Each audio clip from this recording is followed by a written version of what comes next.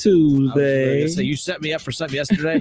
I'll let it fall. I was going to let that one fall too. If I don't do that to me, don't make me try to sound cool on a Tuesday, especially. But again, welcome in everybody. It's the Justin Kinner Show with Kev Nash live here on Dayton's ESPN radio station, 1410 Wing AM. Kev, I want to open up the show today. Let me ask you: do you believe that one of the best pitchers in baseball could be 3-7 with a 5.40 ERA? Yes. Because right now, the Cincinnati Reds probably have one of the top pitchers in all of baseball. And the kid, is only 22 years old. And the kid is in his rookie season with the Cincinnati Reds. The Cincinnati Reds got a 7-0 shutout win against Arizona last night, and really that doesn't matter. Wins, losses, yes, those matter. But right now, the Reds have shot themselves in the foot so much that people right now are just paying attention to maybe not so much about the team that's on the field this year, but about the guys that are going to be a part of the roster moving forward. And the one guy that you have to feel really, really, really good about is Hunter Green. Hunter Green with a 3-7 record. Hunter Green with an ERA of 5.40. Hunter Green that has the 61st ranked ERA in all of Major League Baseball. All right, he's tied for 67th as far as his win-loss record goes. And look, baseball's at the point now where we dive so much deeper into numbers that the win-loss record doesn't matter. And I actually agree with that. I'm not a big fan of the pitcher win-loss record. That's the team's record when he's on the mound, but that's not necessarily his record. That drives me nuts. Kev, you know what I mean? Like when they do that, it really irritates me. But you look at what he did last night. Outside of a ball that was bunted for a base hit early on, I mean, he had, I think, 20 plus straight scoreless innings.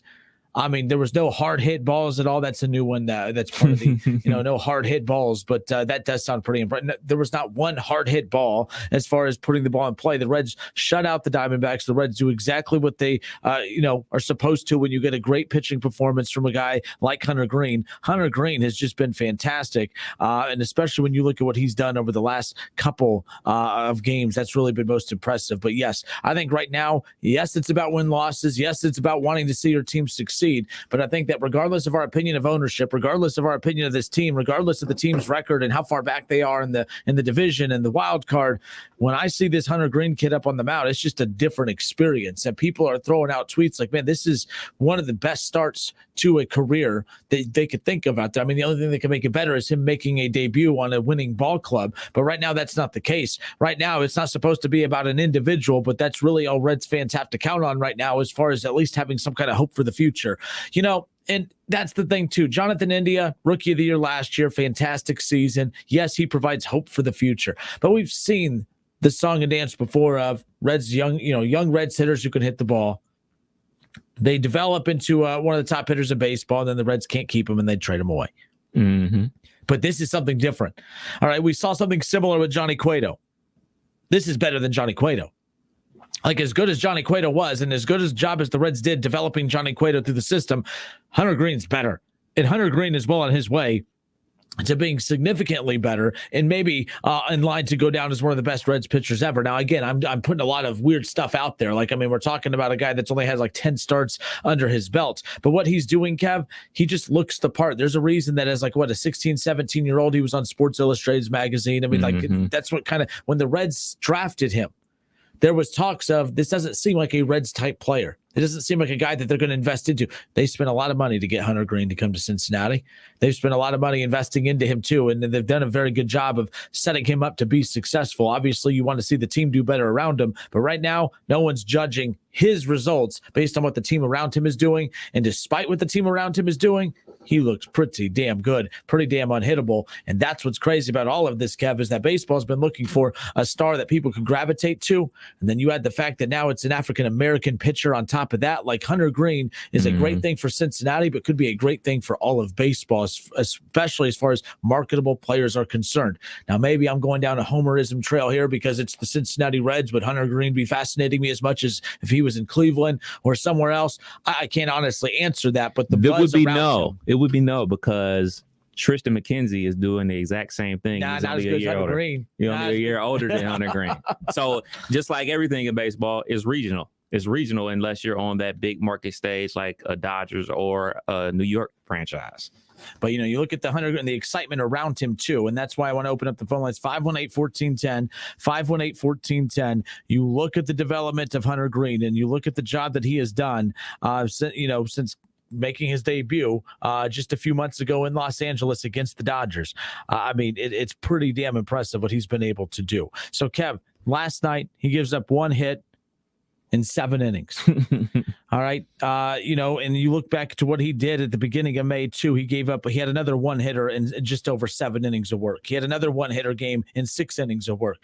This has become pretty consistent. Now, I'm not going to ignore the games that he gave up 5 runs on 5 hits and 4 runs on 4 hits. But at the end of the day, there's way more dominant outings than some of those, they're not having your best stuff type of outings. But you got to think, too, right now, this team's just grasping and desperate for anything to feel good about. This isn't just feeling good about this season, and he's a guy that I look forward to every time I see his name pop up, especially when he's pitching in the same rotation as Luis Castillo. This is where I'm like, y'all can be negative all you want. You could beat up on the owners all you want, but all I'm seeing is rotation that's going to consist of a Luis Castillo and a Hunter Green, and possibly Hunter Green with Luis Castillo as your second best pitcher. If Luis Castillo is your second best pitcher, I'd say that's pretty damn good. The Reds are setting themselves up to have one of the top rotations moving forward. What they do with that's still to be seen. But I like Nick Lodolo. I like some of these other cats around him. But, man, Hunter Green's at least providing some kind of spark, some kind of energy. And that's something this fan base definitely needs. For sure. And that's all you really want at this point. When you start a season out, what was it, 3-25 or whatever? You're grasping for straws. You're grasping for something to gravitate to. You're grasping for a reason to tune into the games on TV or here on 1410 Wing AM. You're looking for something. Now they started winning games. They're not getting blown out. Now they're blowing teams out. They're having great outings from the pitching staff in a league that is built about scoring runs and everything like that. And when everybody knows this, when you have a dominant pitching staff, you're going to be in games. That is the sole reason that the favorite team that I watch is 500 right now, the Cleveland Guardians, because they have a good pitching staff. It ain't because they're scoring a lot of runs, I tell you that. So these are the baby steps that you're looking for. And not only that, these are young dudes. These are young dudes, so you can control them contract-wise for a little while. Yeah, and here's to kind of shift back towards the team aspect of this as well.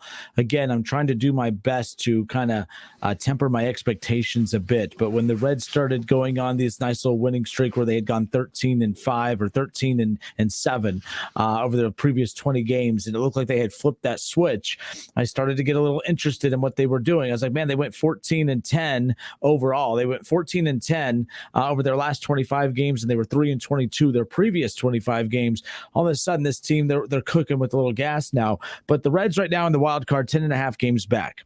This is the frustrating part of what the Reds did this past weekend when they had the Nationals in town and they dropped 2-3 against the Nationals. Like, you can't do that, especially against teams under 500. This was a stretch of 10 straight games against teams with a record under 500. And the Reds playing some of their best baseball so far, dropping 2-3 against the Nationals at home. You can't do that, because they were 9 games back when that National Series started. Now they're 10.5 back. Well, the Nationals are 9.5 back. You take care of business against them, now you're right there with the Cubs, who you've already beaten once this season, and you're just a few games back from them. But taking that game 1 last night against the Arizona Diamondbacks, the Diamondbacks who are about 5 games ahead of them in the standings right now from a wild card perspective, it may not seem like a big deal now, but these games, definitely you're going to look back at this stretch and say the Reds kind of got back into it around now.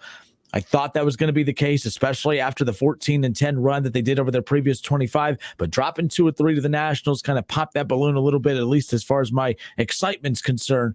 But then when I see what they did last night with Hunter Green on the mound, and they're doing it with young talent, that's pretty dang cool. My only concern, Kev, is sometimes when games like this happen or runs like this happen, it's like it almost lets management off the hook. We talked about this before, to where, is it one of those where management actually knew what they were doing and they actually saw? No, I don't believe that's the case. But it's like I'm pulling for this team to succeed, but it's almost at the expense of the owners looking at us fans and saying, you overreacted. Told you. I told you. We knew what we were doing. So that's going to be interesting right there. But remember, we talked about a few weeks ago, I feel like Reds fans are weird. I've never understood this, and it kind of got clarified for me. If I criticize the Bengals in any capacity, that city, the fan base is the fan base in that city, and even the fan base of the Bengals in this city, they lose their mind. pitchforks galore coming after me left and right. And by the way, it's not just because the Bengals are good now. I mean, when I would criticize your team when they won 2 games in that year, you guys would get mad at me and tell me how great they were, even with winning 2 games. I can criticize the Reds. Everyone else can criticize the Reds, and that's okay.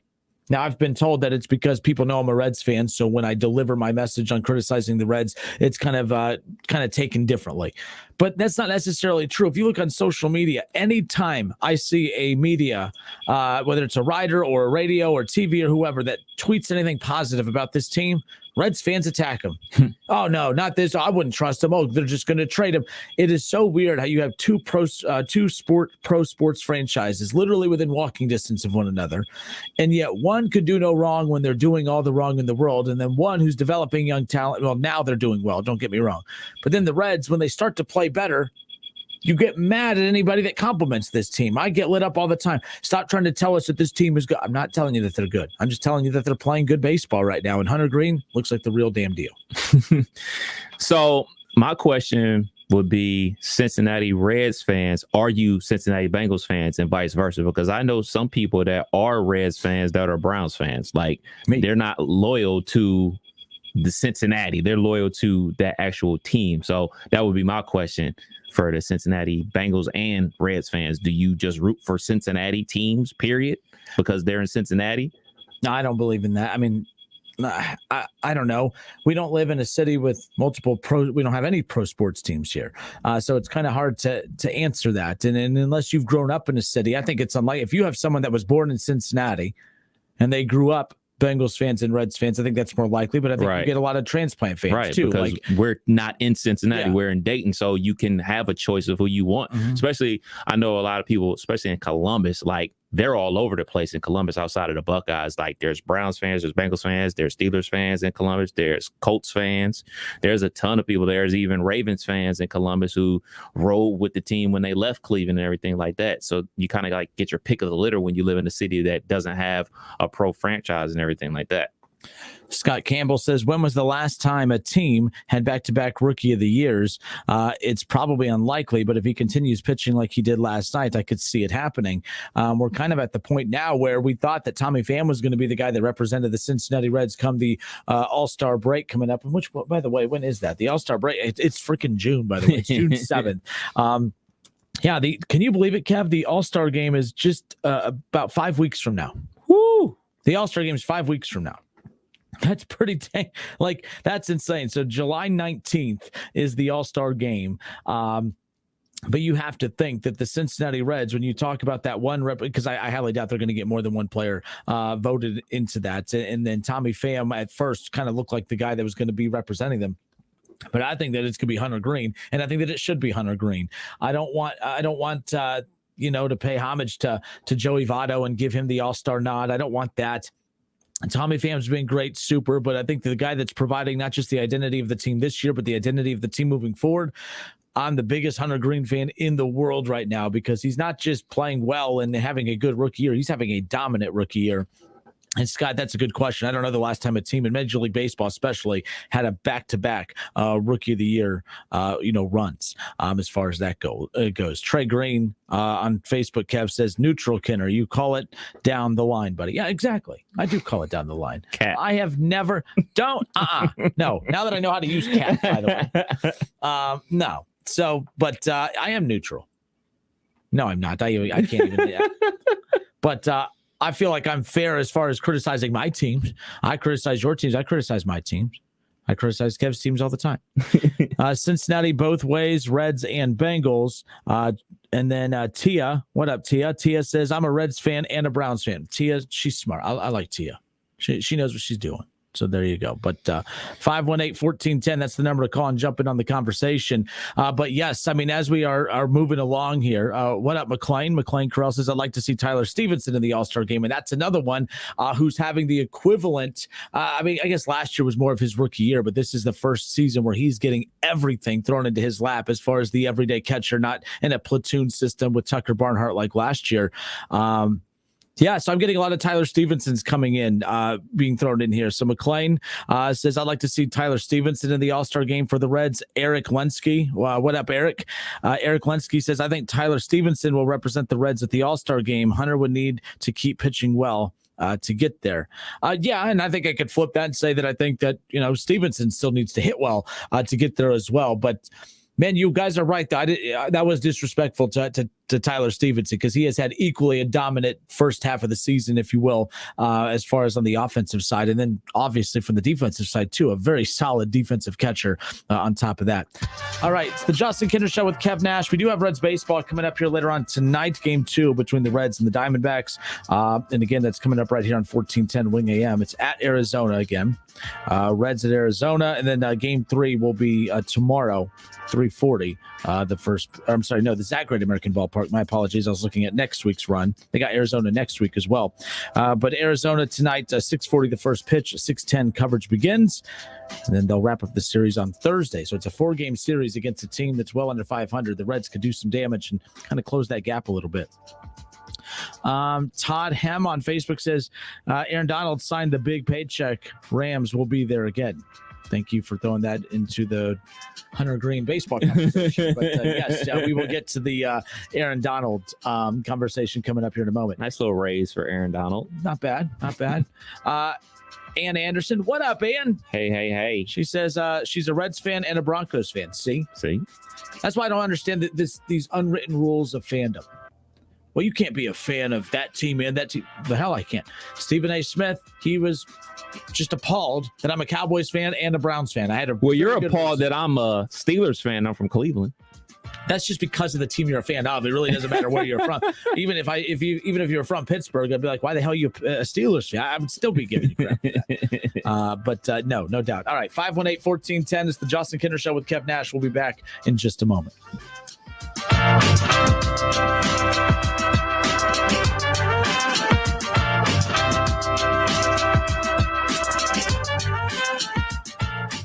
It's the Justin Kinder Show with Kev Nash. Justin, you're awesome, baby. Right here on 1410 ESPN Radio. ESPN 1410 Wing AM weather. This afternoon will be mostly cloudy with a chance of showers and thunderstorms, a high near 78. Tonight's going to be partly cloudy, a low near 55, and tomorrow's going to be mostly cloudy with a chance of showers and thunderstorms, a high near 82. I'm Pete Spivak for 1410 ESPN Radio. Weather is brought to you by Cullet Propane. 98% of their customers recommend Cullet. If you wouldn't recommend your current supplier, check them out at culletpropane.com. Finding great candidates to hire can be like, well, trying to find a needle in a haystack, but not with ZipRecruiter. Its powerful technology actively finds and invites qualified candidates to apply to your job. So while other companies might deliver a lot of hay, ZipRecruiter finds you the needle in the haystack. See why 4 out of 5 employers who post a job on ZipRecruiter get a quality candidate within the first day. Try ZipRecruiter for free at ZipRecruiter.com/free. That's ZipRecruiter.com/free. If you have a small business, Staples has your sign. Banners for my bakery? Staples has your sign. Oh, posters for my new pet store. Floor decals for a pharmacy. Every day, Staples associates help every kind of small business create bold signs to make big impressions. And now get $10 off custom signs, banners, and posters when you spend $50 or more. This is your sign, so print it big at Staples. N72. Visit staplesconnect.com/thisisyoursign for details. Over the last year and a half, we all learned some hard lessons. One of the most important is that you can't put off the inevitable. Hi, this is Mark Davis at Dayton Memorial Park Cemetery and Mausoleums. No matter how hard it is to think about, we all need a final resting place. When pre-planning with your funeral home, please remember that cemetery arrangements must also be made. Call us today at 937-890-1831 or visit our website at DaytonMemorialPark.com. And remember, Dayton Memorial Park is a beautiful place to celebrate life. Cordell Transportation is now hiring Class A CDL drivers with a $5,000 sign-on bonus. Home daily dedicated lanes, no-touch freights, new equipment. Call Cody. Apply online at CordellTransportation.com. Cordell Transportation, driven to succeed. The DEA says Dayton is one of the nation's hardest hit places when it comes to overdoses and drug-related violent crime. News Center 7 is talking with agents to give you an inside look at the new operation designed to save lives. Today on News Center 7, beginning at 5. Carrie Underwood, Thomas Rhett, Maren Morris. On the next Entertainment Tonight, we're backstage for the iHeart Country Festival. Every single act is at the top of their game. Next ET, tonight at 7:30 on Channel 7. You don't get to be the league's all-time leading rusher without feeling some pain. Pro football legend Emmitt Smith knows joint pain, and he also knows the old treatments aren't the only treatments. Today, there's a natural alternative to drugs and surgery. It's biologic therapies from QC Kinetics. I'm talking regenerative solutions that encourage your body to heal and repair itself. Do you have pain in your hips, knees, shoulder, lower back? Want to get your life back? The local medical professionals at QC Kinetics can help. Call to learn more about this exciting natural way to deal with chronic joint pain. Don't put it off. Call QC Kinetics. Restorative, regenerative solutions with no downtime and lasting results. Don't let your joint pain keep you from doing the things you love. There's a new natural solution that patients are raving about. QC Kinetics. Make the call to QC Kinetics. Tell them Emmitt Smith sent you. Call QC Kinetics, 937-936-0325. That's 937-936-0325. 937-936-0325. The Meyer Distribution Center in Tip City is hiring leadership and warehouse positions in all units. Includes flexible schedules, best-in-class benefits, starting wages up to $18.60, and $2,000 sign-on bonus. Candidates can apply online at jobs.meyer.com. Keyword search distribution. Location Tip City. Walk-in interviews available with on-the-spot job offers every Thursday, 9 a.m. to 2 p.m. Call 937-669-9155. 9 a.m. to 2 p.m. Monday through Friday. Meyer is an equal opportunity employer. Thanks, everyone, for baking your way here on this toasty morning. Are you all ready to jam? Excellent. Before we get rolling, let's start by hashing out everything bagel will be discussing. Profit margins are okay, but they could maybe be butter. Sorry, I don't mean to waffle. Next quarter, it's all or muffin. Did you have a question, sausage patty? My name's Patricia. When you can't take your mind off breakfast, it matters where you stay. Delicious breakfast available at our Hilton family of brands. Hilton, for the stay. Meet Boost, the fizzing amazing vitamin boosts that turn your H2O into H2O, so you feel like I like to boost it. My vitamins can boost it. I like to boost it. We like to boost it. because it's not just vitamins, it's Boost, the fizzing amazing vitamin boost. Find Boost, the vitamin boosts, at Walmart or walmart.com and give yourself a boost with Boost. Do breakfast better. Wake up to oven-baked bacon and savory sausage in a breakfast Baconator. Start looking forward to tomorrow morning at participating U.S. Wendy's during breakfast hours only. There are many ways to catch the Justin Kinner Show with Kev Nash on 1410 ESPN Radio, weekdays from 3 to 6 p.m. You can catch it live right here on 1410 Wing AM, or you can stream the show at wingam.com. But now we have another way that you can take in the show. You can now watch the Justin Kinner Show with Kev Nash live on ESPN Dayton's Facebook page. Listen, stream, watch. It's the Justin Kinner Show with Kev Nash, weekdays from 3 to 6 p.m. on 1410 ESPN Radio. Whether you're at home, at work, or in your car, tune in to ESPN 1410 Wing AM or stream us live at wingam.com.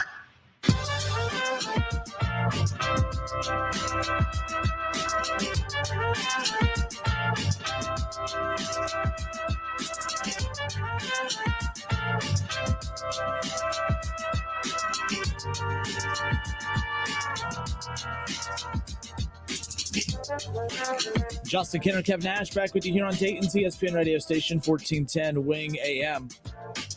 Interesting conversation opened up the show today. Again, I'm like absolutely obsessed with the start to the season for Hunter Green. While it's easy to focus on all the negative and all the stuff that happened before the season or right as the season started with Phil Castellini's comments of where they're going to go, where are you going to go?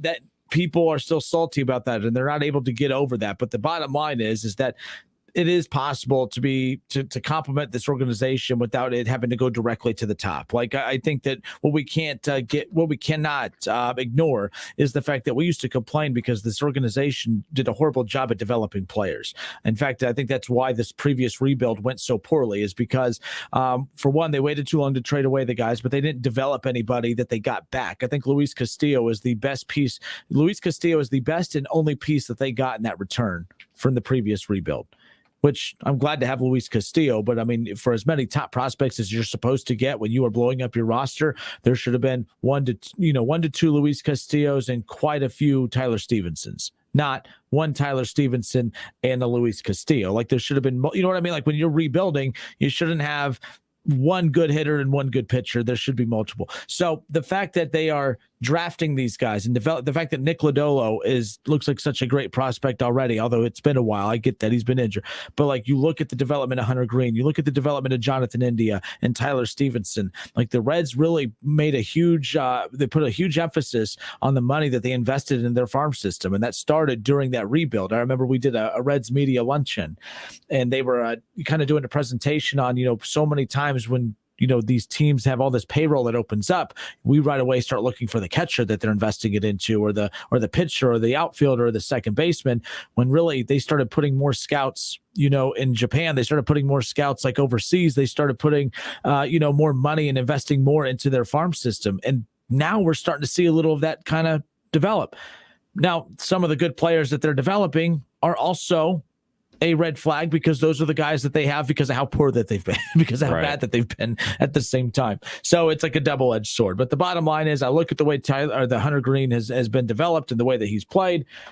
I'm like, man, that needs to be the guy that the Reds need to display come the All-Star break. And honestly, had Jonathan India not been hurt pretty much the whole first half, had Jonathan India picked up where he left off last year, had he's been healthy still, had you have Tyler Stevenson the way he's producing right now, and then you look at Hunter Green, I think those are going to be three mainstays on the National League All-Star roster for the next couple of seasons. I have a hard time seeing how fans can keep a Tyler Stevenson, a Jonathan India, and a Hunter Green off the All-Star roster moving forward. Maybe not so much this year. The team performance is going to kind of cancel out having multiple players on there. But I threw out Hunter Green. A lot of Reds fans came back with Tyler Stevenson.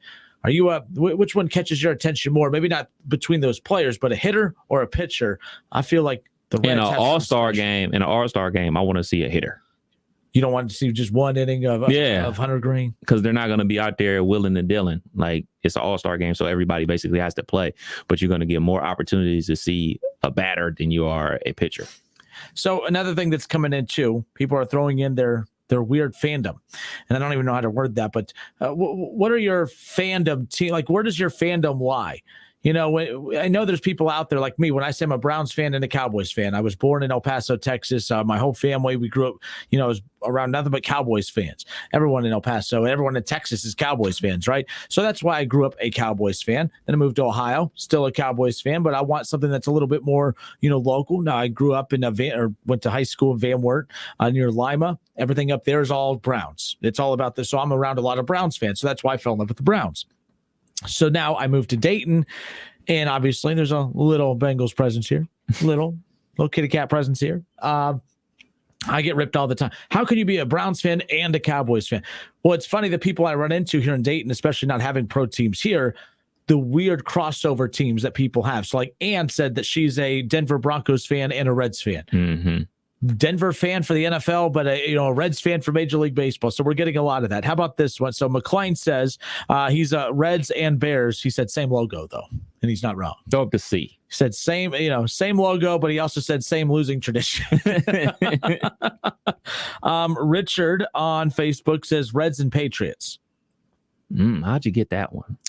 Yeah, explain. Like, by the way, this is a judgment. It's like Planet Fitness. It's a judgment-free zone. But I'm not judging anyone for who their teams are. I'm just curious, like, how you came about that. Like I just explained, grew up in El Paso, so I'm a Cowboys fan, moved to Ohio, where the part of Ohio I lived in, predominant Browns fans up there. So that's how I became a Browns and, a Cowboys fan. But why did I not become an Indians fan at that time and a Reds fan? But that's because I was a big fan of Ken Griffey Jr. But I did watch a lot of Cleveland baseball, though, because I loved Jim Thome, and Kenny Lofton, a lot of those guys, too, at that time. So I love that team. But there's something about the Reds. I've just always gravitated towards the Reds. This is Reds country. So, yeah, but I can't do that. Ron Howard says Reds and Rays. Ron makes it because he lived in the Tampa area. Right. He was trying to be my tour guide. He blowing up the Justin Kinner Show Facebook messages with, you got to check when I was there for my honeymoon a few weeks ago. I get back and I check my Facebook page and Ron's blowing up my Facebook. I'm like, relax, Ron. I have a travel agent. We're good. I don't need to, but Ron's very helpful. He was very helpful. I appreciate Ron, but he's a Reds and a Rays fan. That makes sense. Some guy on Facebook, I think people born and raised in Ohio with zero ties to Pennsylvania or the city of Pittsburgh who are Steelers and Buckeye fans are the epitome of a bandwagon fan. Kev, as a Buckeye and Bengal or a Steeler fan, let's be what clear. say you? When I grew up, the Pittsburgh Steelers were terrible. So there is no bandwagon for me to jump on. Yeah, they were terrible in the 80s. So there's no bandwagon on this side. No, I became a Pittsburgh Steelers fan because my mom and my brother are Pittsburgh Steelers fans. And that is that. And I became a Cleveland Guardians now fan because my grandmother is a Browns fan through and through. And she was scared that I was going to root for somebody else that is not from Cleveland. So she basically made me become a Cleveland Guardians fan. She took me and my brother to a ton of games. And much like my Pittsburgh Steelers, the baseball team up there in the 216 was terrible as I grew up. Now, they got good in the 90s and they went to a couple World Series like you talked about with Kenny Lofton and Albert Bell and Charlie Nagy and those teams and everything like that. But when I was watching them at the old stadium, at Municipal Stadium, they were horrendous. I think they only had they only had one all-star basically every single year, and it was Corey Snyder. So that's how I became a Cleveland Guardians fan. And I just basically am a Cleveland Cavaliers fan okay, fine. I root for y'all. Fine. So the other team I was a fan of baseball-wise growing up, because when I lived in Texas, we've talked about this. My grandma and grandpa babysat us during the day, so she would always watch her soap operas or her stories during the day. And then she was a big Braves fan, so we'd watch soap operas during the day. I had to tough out the soap operas, but I couldn't wait. I was like, I couldn't stand the soap operas, but I love my grandma to death, so I was like, I just got to get something that I want to watch. Couldn't wait for Braves baseball. Finally, something I could, Vinny Castilla and Julio Franco and Chipper Jones, Andrew Jones, Rafael Furcal. I mean, you had the whole Greg Maddux, the whole thing. My favorite player at that time was Gary Sheffield, by the way. I always try to be. I was like, look, I'm not going to. Coaches would get mad when I'd stand in the box. They're like, that's why you're not getting a hit. I'm like, I'm not getting a hit because I suck at sports and everything I do. So if I'm going to suck at sports, I might as well go stand up there and feel like I look cool. So I was trying to be Gary Sheffield up there.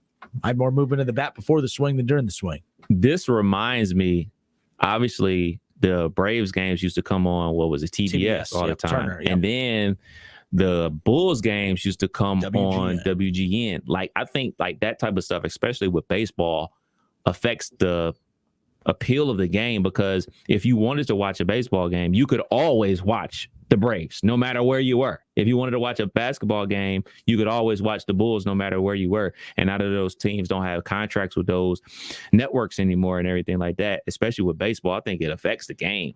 Like, just people catching on to it and following it, because I have a ton of friends that are Braves fans, and they became Braves fans because if they don't have a baseball team in their city, they always watch the Braves because they could watch them when they wanted to.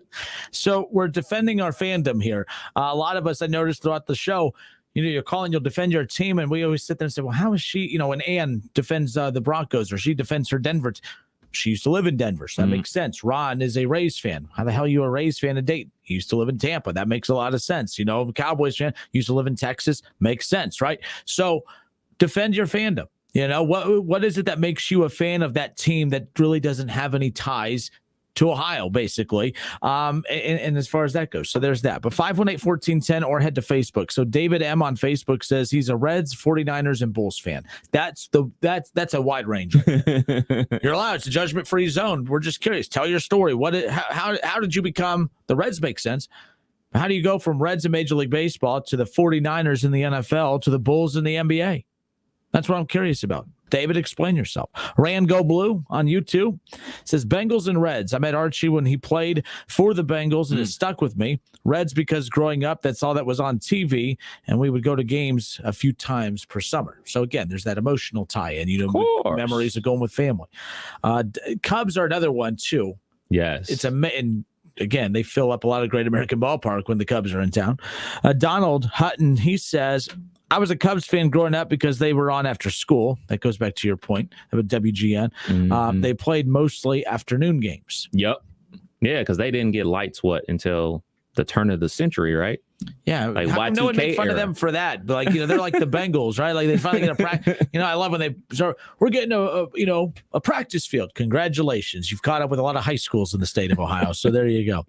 Chad Kinster says all Ohio teams except for the Cavs, NBA, Bulls. So he's not. I was confused at that at first. He loves all Ohio teams except the Cavs. He's a Bulls fan, and I'm assuming that's the Michael Jordan tie-in right there. Got to be, because they were terrible before him, and they've been terrible since. Outside of D Rose, grew up for the NBA. I remember. My favorite games growing up. Just the Lakers in the finals with the Kobe and Shaq era, and then of course that transitioned right into the LeBron era. I was just a LeBron fan. Like, I don't care. I'm one of those guys. By the way, when the Cavs are good, and they're good right now, I was watching more Cavs. It's the first time I'd watched Cavs basketball. This is the first time I've been a fan of Cavs basketball that did not include LeBron James. I watched the Cavs the year that they lost enough games to get in line to get LeBron James when Ricky Davis threw the ball off the rim just so he could complete a triple-double, and then everyone lost their minds. I was like, I appreciate that. Darius and them. I love that Cavs team. D. Miles was on that team. Yeah, Wagner. Was it Juwan Wagner?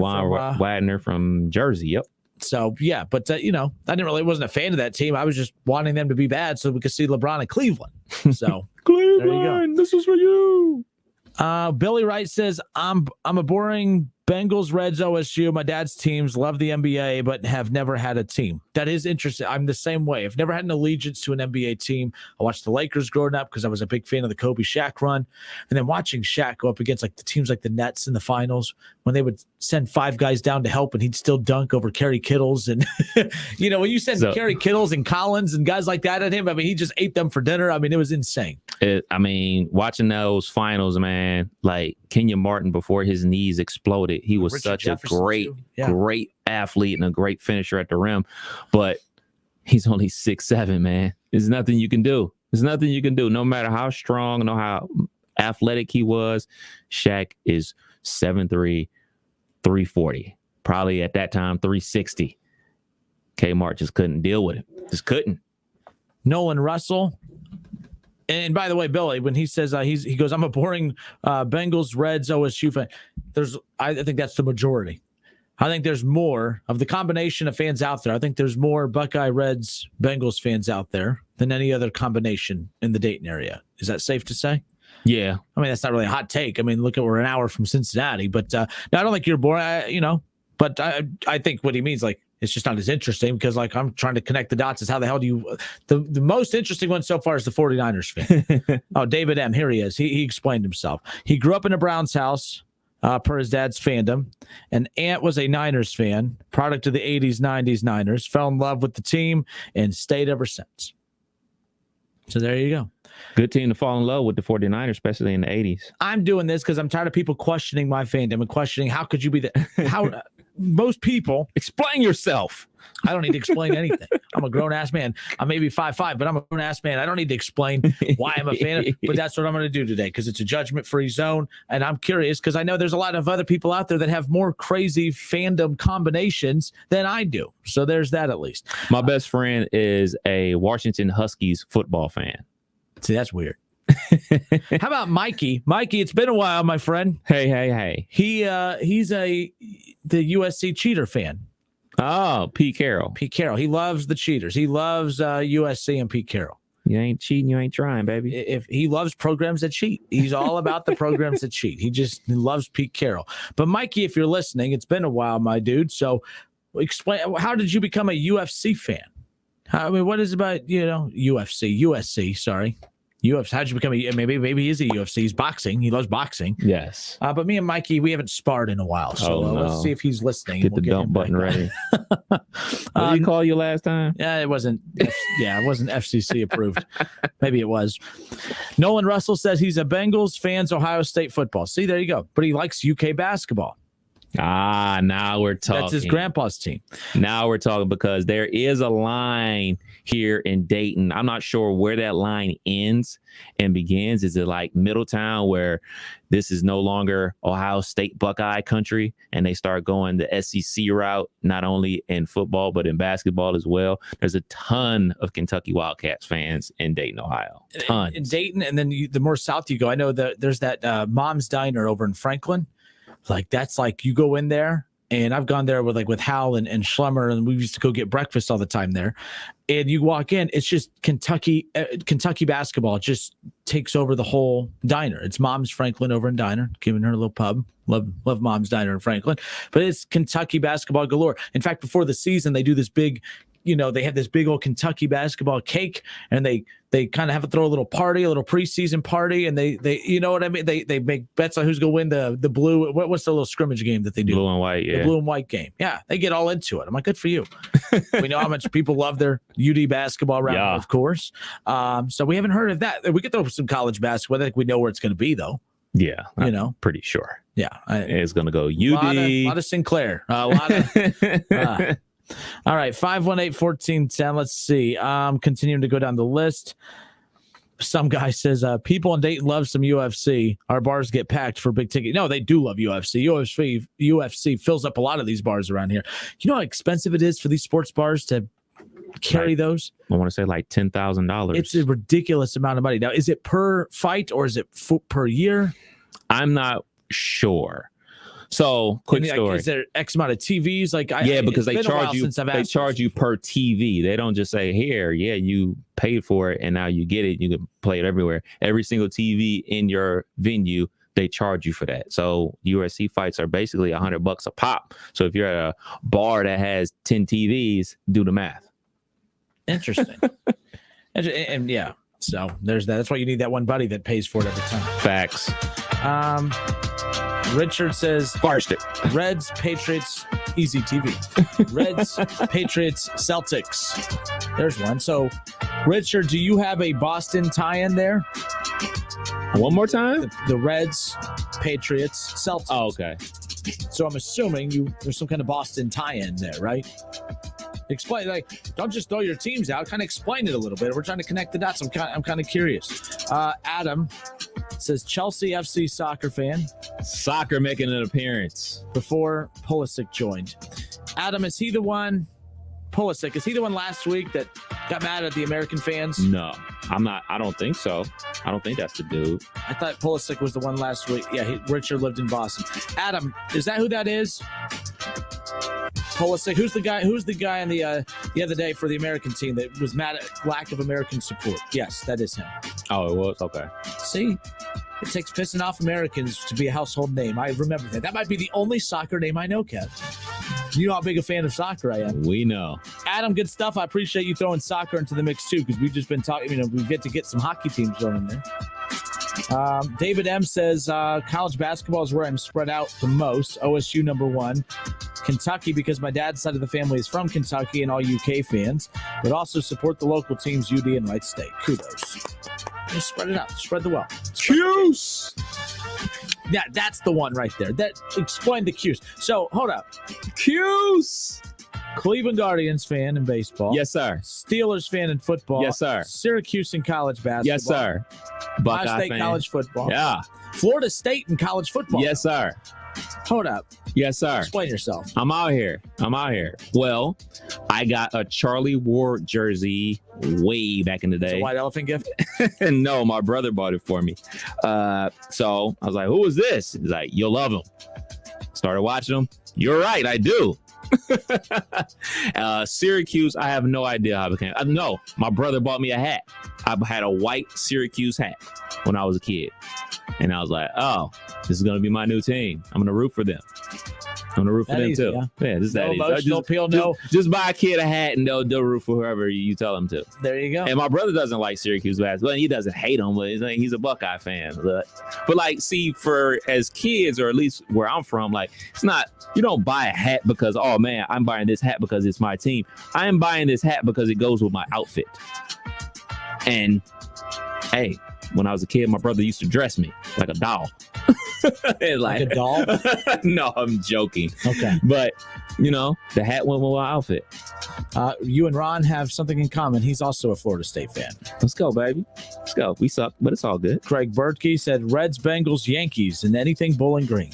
Hey, go Falcons. Why the Yankees? I mean, it's the Yankees. That makes sense. Sometimes that's self-explanatory, but is there a connection to, what about you have to actually know it makes sense.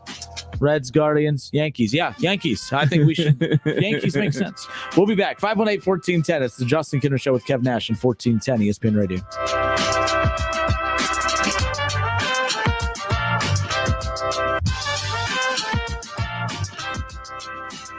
The Justin Kinner Show with Kev Nash. Presented by Brad Mays with Home Experts Realty. Weekdays at 3 p.m. on 1410 ESPN Radio.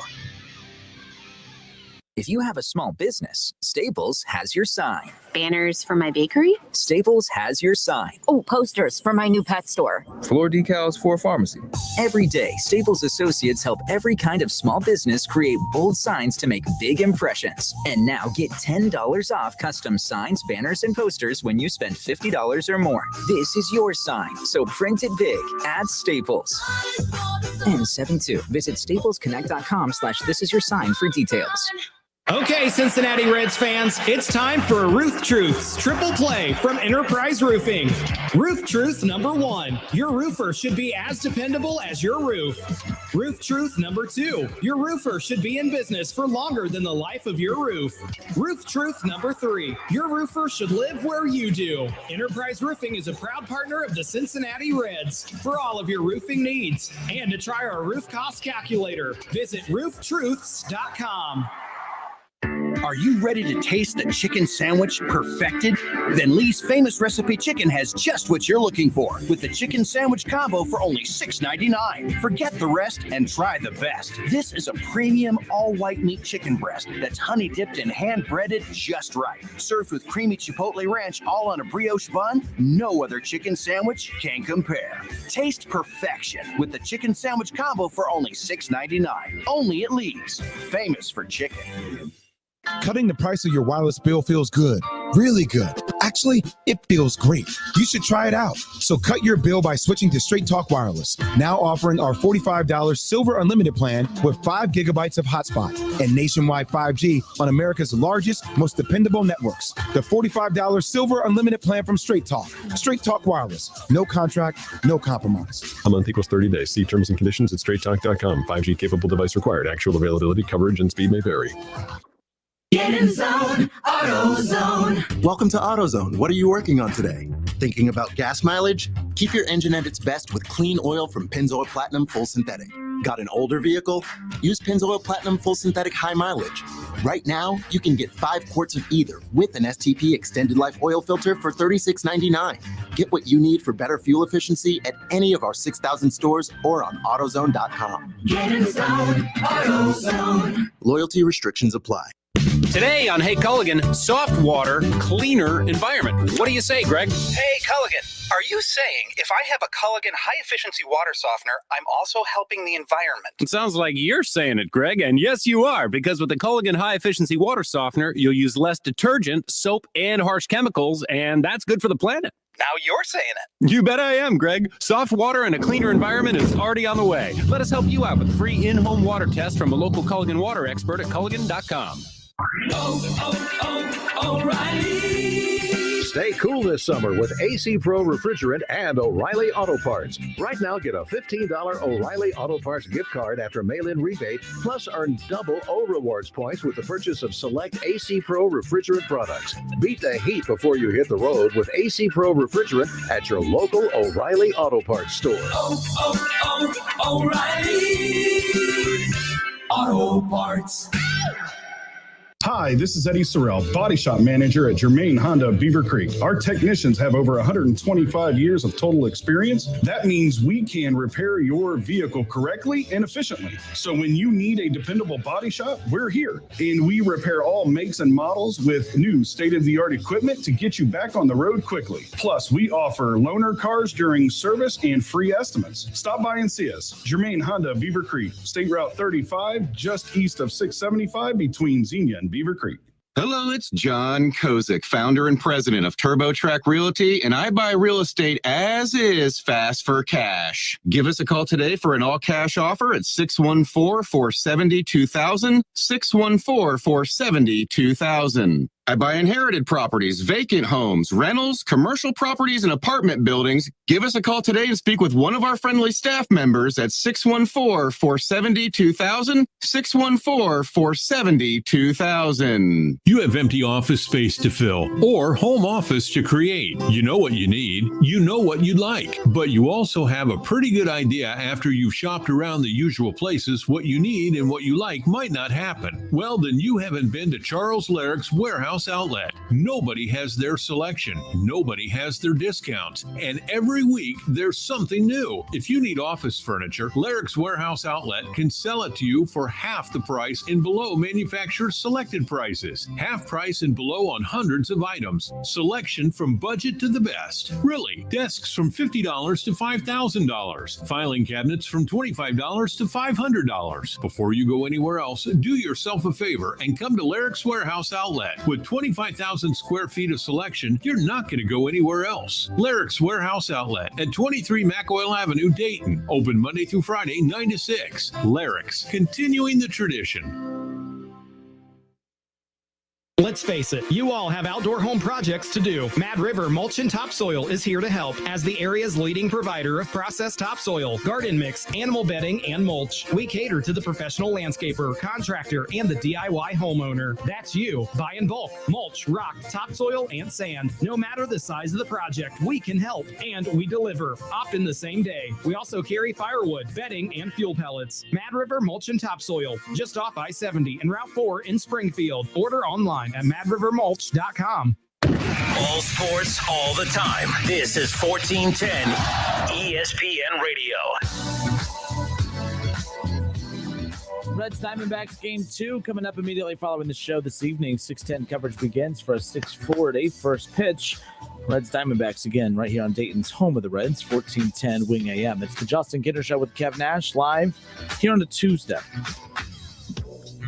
Throughout our conversations on the show, regardless of the topic, a lot of times it is interesting seeing kind of the frame of which people base their opinions off of based on who their team is. And it is interesting when you start to look at some of the weird fandom combinations out there. Like we have listeners who might be a fan of the Denver Broncos and a fan of the Cincinnati Reds.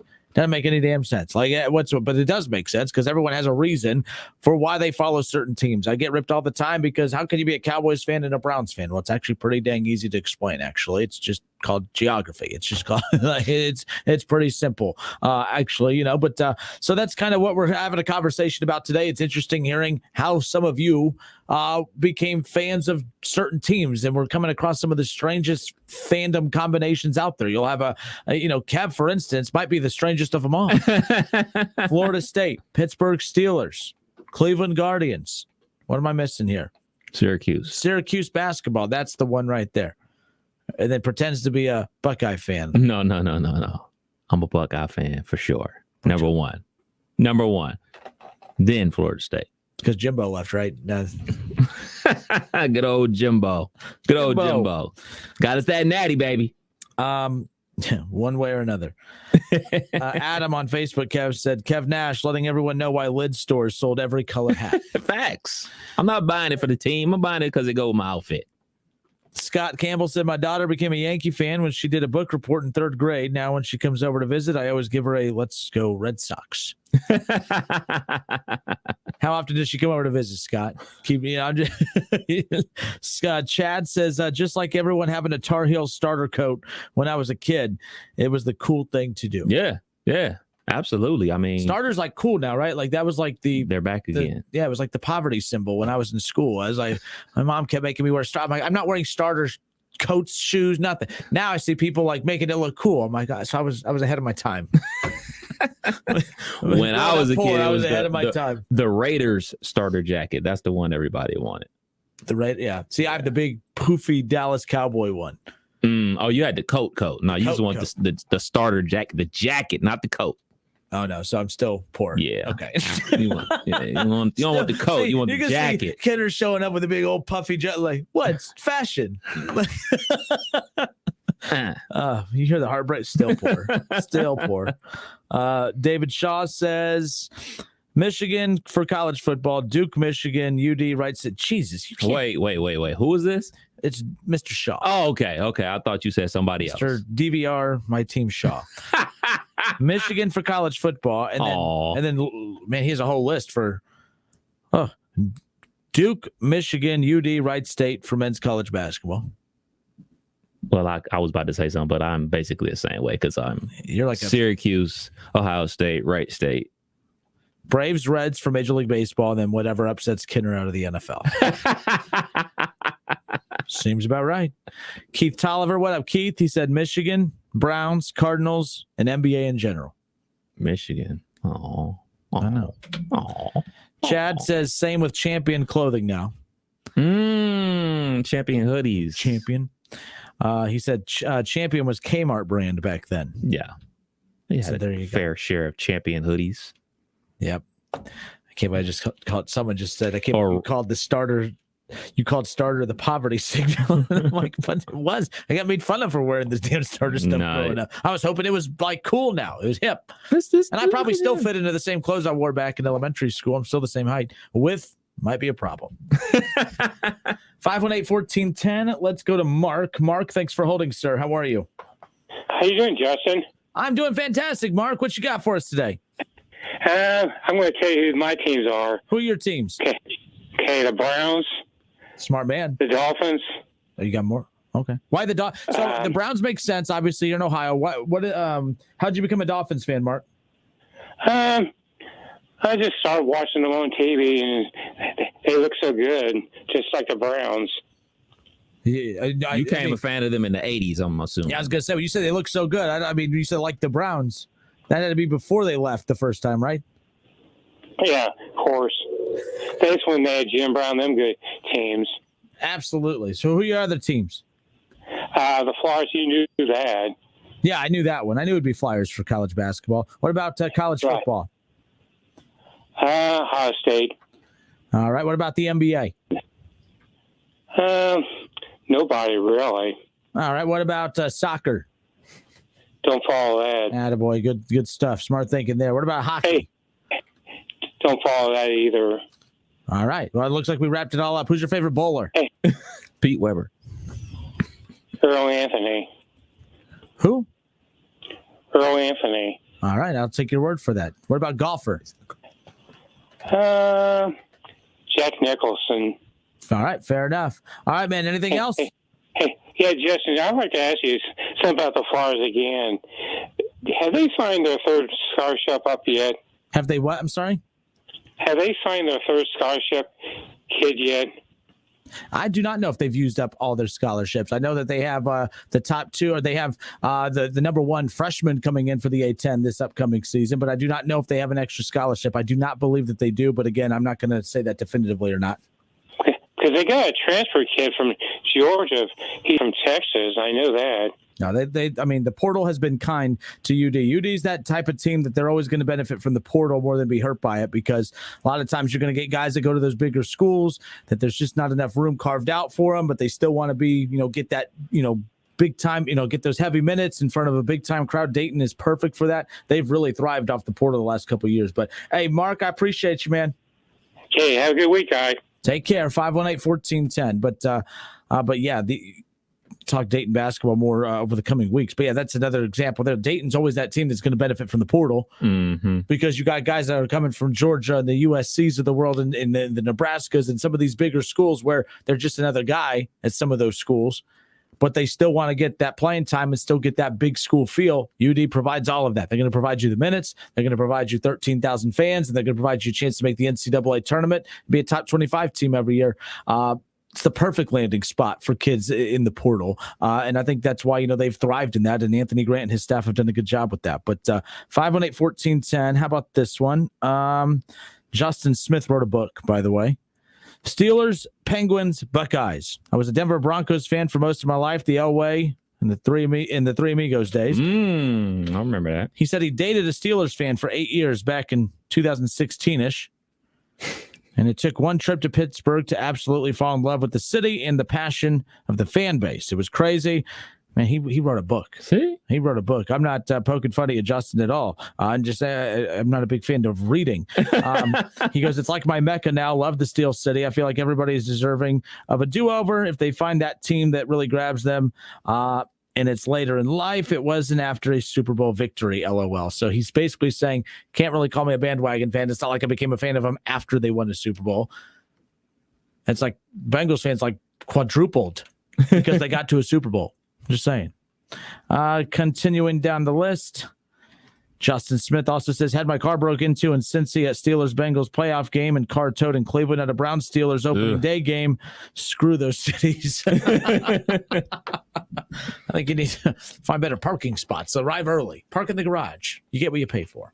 That is like the worst feeling in the world, to leave a nightclub or leave a game or whatever, and you walk to your car and you see a door open a smidge because you know what just happened. Well, if you leave a nightclub and you're able to drive home, that means you probably didn't have that much fun that night. So yeah, that's a crappy night. Same thing leaving a ball game. You're able to drive home after the game. How much fun did you really have? Did your team win? Knowing the teams that we follow around here, probably not. Hour 2 coming up next. It's the Justin Kinner Show with Kev Nash.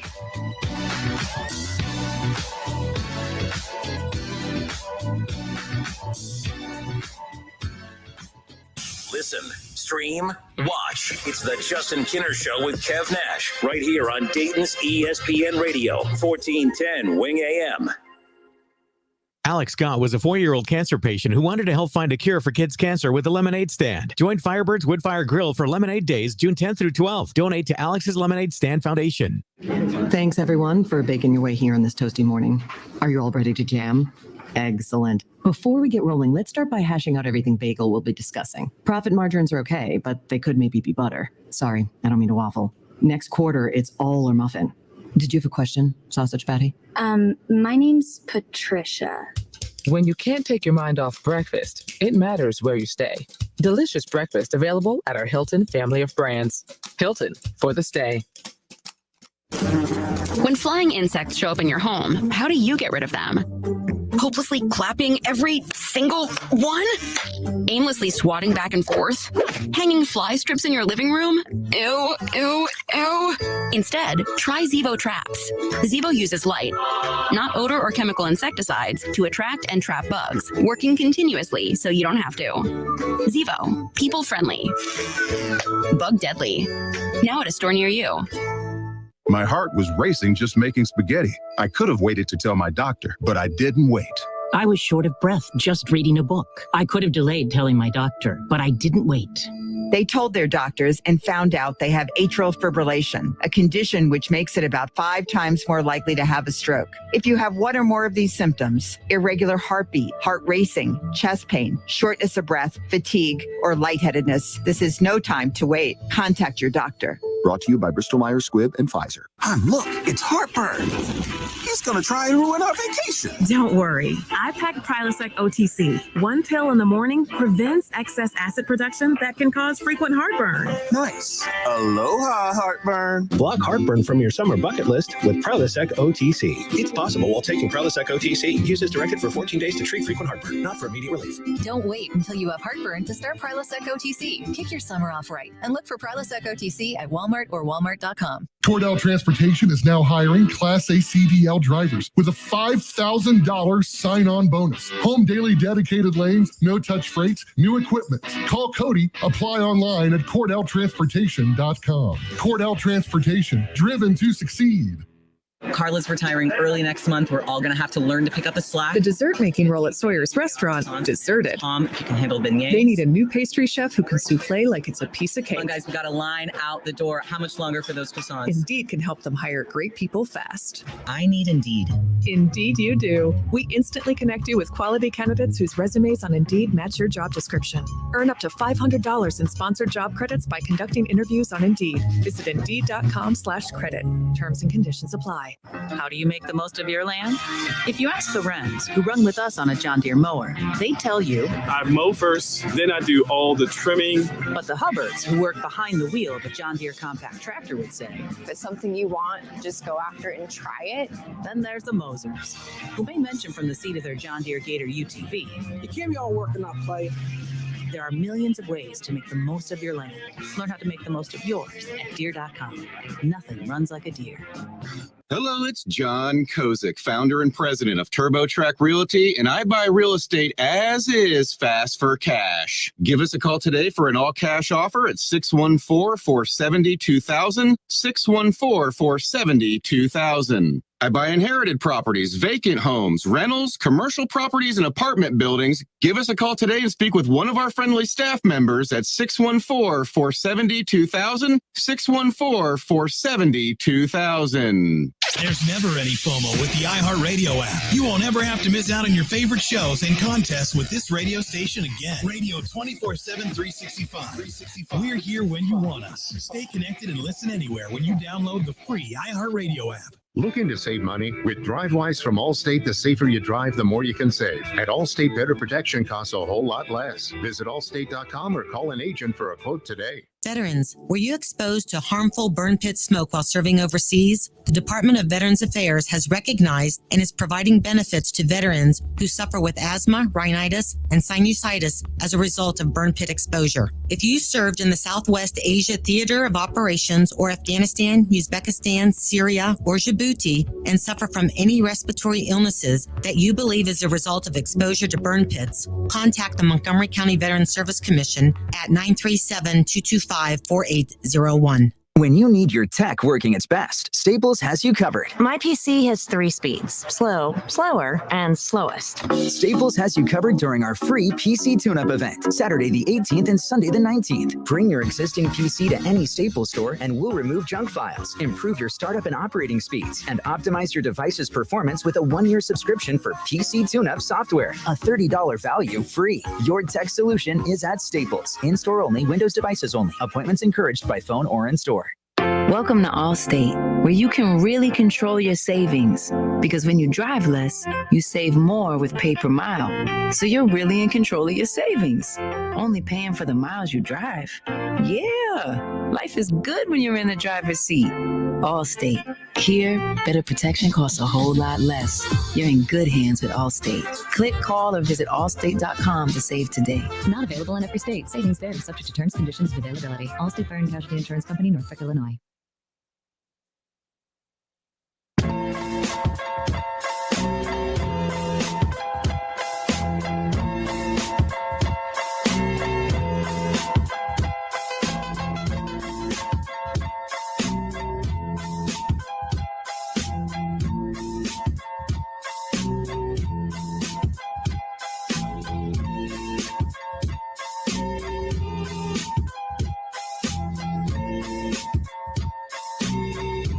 Can you believe that we are just under 3 months away from Ohio State Notre Dame? The Ohio State.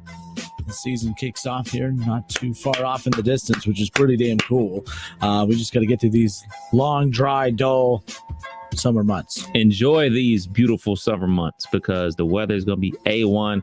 And by the time November rolls around, we all going to be walking around here like, man, can't wait till summer. I can't wait. I mean, we're all walking around right now. Can't afford to drive any damn well. Gas $5 a damn gallon. Goodness gracious. I'm going to start carpooling. I feel bad for the person that's in charge of leading the carpool then. Nose goes. I ain't it. So it was interesting. A couple days ago, Dave Biddle from bucknuts.com, he put out a tweet that said, we have some fans on Bucknuts arguing that last year's loss to Oregon wasn't a bad loss. Dave Biddle says, imagine Alabama fans arguing that losing to a 4-loss team at home, which causes their head coach to demote their defensive coordinator, wasn't a bad loss. Here's the thing, they never would, he says. And it is interesting. There are certain phrases we hear all the time whenever we do get close to the college football playoff reveal. And you know, good losses, bad losses. I'm sorry, but I think any loss is a bad loss. But when it comes time to splitting hairs, there actually is, you know, I guess some credence to what a good loss is. Kev doesn't believe there's such thing as a good loss. When it comes down to a lot of teams with similar resumes, there is such thing as good losses. There are better losses to have than others. In fact, you can argue that sometimes if you lose to a top 10 team by 3 points, that is better than blowing out some crap team that no one's ever heard of before. Now that's not even an opinion. That's a fact. In fact, I was like, what is considered a good or a bad loss? I was thinking about this earlier today.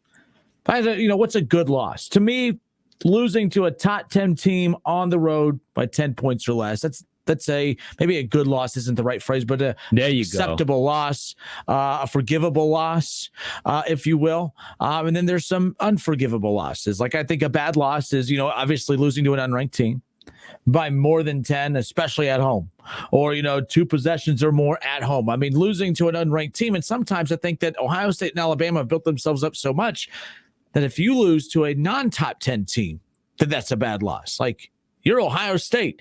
If all of a sudden Maryland comes in at 18 and beats you, I know Buckeye fans have this habit of, we lost to at least it's a top 25. Stop. It's Maryland. Like, at the end of the day, you're Ohio State. So, Kev, you just seem like, you're about to lose your lunch at the idea of talking about good and bad losses. But I love this tweet from Dave Biddle when he says, we have some fans on Bucknuts arguing that last year's loss to Oregon wasn't a bad loss. I understand where fans are coming from with that because we get enamored with the Power Five, the blue bloods of the Power Five. I don't know if Oregon football is really a blue blood, but the point is Oregon football is kind of based on the low bar that's been set for, Pac-12 football over the last 5 or 6 years, maybe even 10. Oregon's kind of the face of the Pac-12. So maybe we're falling in love with the brand and saying, well, we lost to Oregon. It's not like we lost to, some crap team out of the Pac-12. So, again, I'm not defending that. I don't believe that. It wasn't a good loss. You lose to a 4-loss, non-playoff, non-top 25 team. I can't defend that. But that's a bad loss, right? Was the loss to Oregon a bad loss? So a lot of things to unpack there. One, when it happened, if we're going to play this bad loss thing, which I despise to the core of me, but I'll play the game. When it happened. We got an hour and a half, Kev. We got you. When it happened, it's not a bad loss. But as the season continues and Oregon loses a game and then loses another game and then loses in the Pac-12 championship, it grows into a bad loss. When the actual loss initially happened, like, all right, man, Oregon was ranked in the top 10, yada, yada, yada. So was Ohio State. It's a loss to a top 10 opponent. So you're bigging up Oregon because, hey, man, we only lost to them by 7 or whatever the score was. And that's it. So it's not horrible. But as the season goes on, those losses change because teams change over that time. So back to Oregon, talking about Oregon in the Pac-12. That Oregon team wasn't the Marcus Mariota team.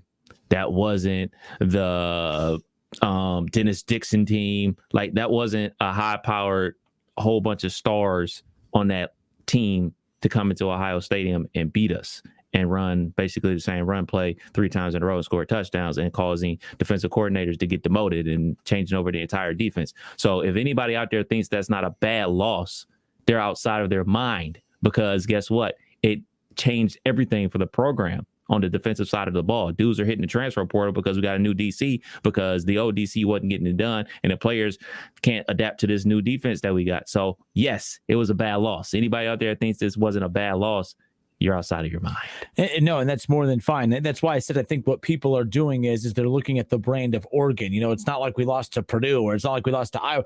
We lost to Oregon. That's forgivable, right?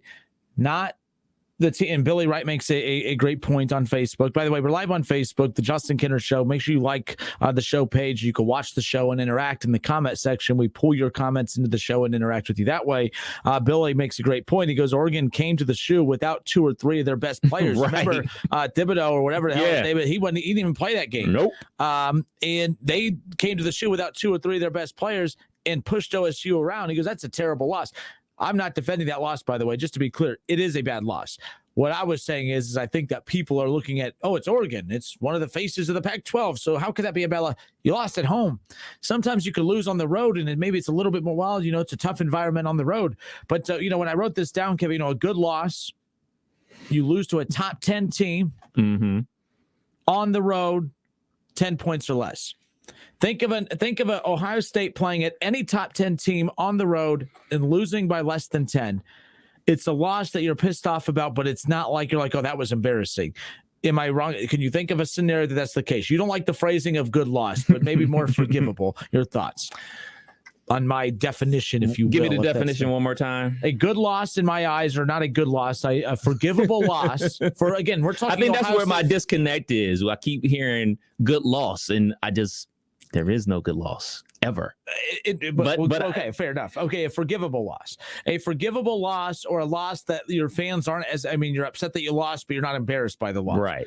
I believe that is against a top 10 team on the road by 10 points or less. I believe that if you lose to a top 10 team at home, it can't be by more than one possession. I believe that, I think that it automatically, you lose by 10 points. You lose by 10 points on the road against a top 10 team, that's forgivable. You lose by one possession at home against a top 10 team, also forgivable. But you can't get blown out. You can't get beat by more than 10. Right. And you can't get beat by more than 7 or by more than 3 or 7, by more than a field goal or a touchdown at home against a top 10 team. That at that point, it becomes forgivable. That Michigan loss was not forgivable last year. In fact, and by the way, so when I thought it was interesting when Dave Biddle brought this up, because again, I view Ohio State as right up there with the Alabama. With Alabama, Ohio State, Alabama, with the Alabama. Alabama and Ohio State are the two most well-run programs in college football.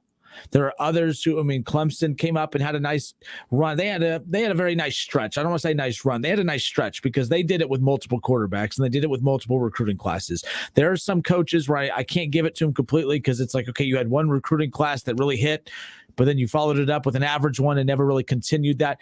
I got to give it to programs like Ohio State, Alabama, who just every year they're right there. Got to give it to programs like Clemson, who for that stretch, you had the Deshaun Watson right into the Trevor Lawrence. Technically, it was Kelly Bryant and some of that, but they had a nice stretch. But anyways, the point is Ohio State, Alabama are the two most well-run programs in college football.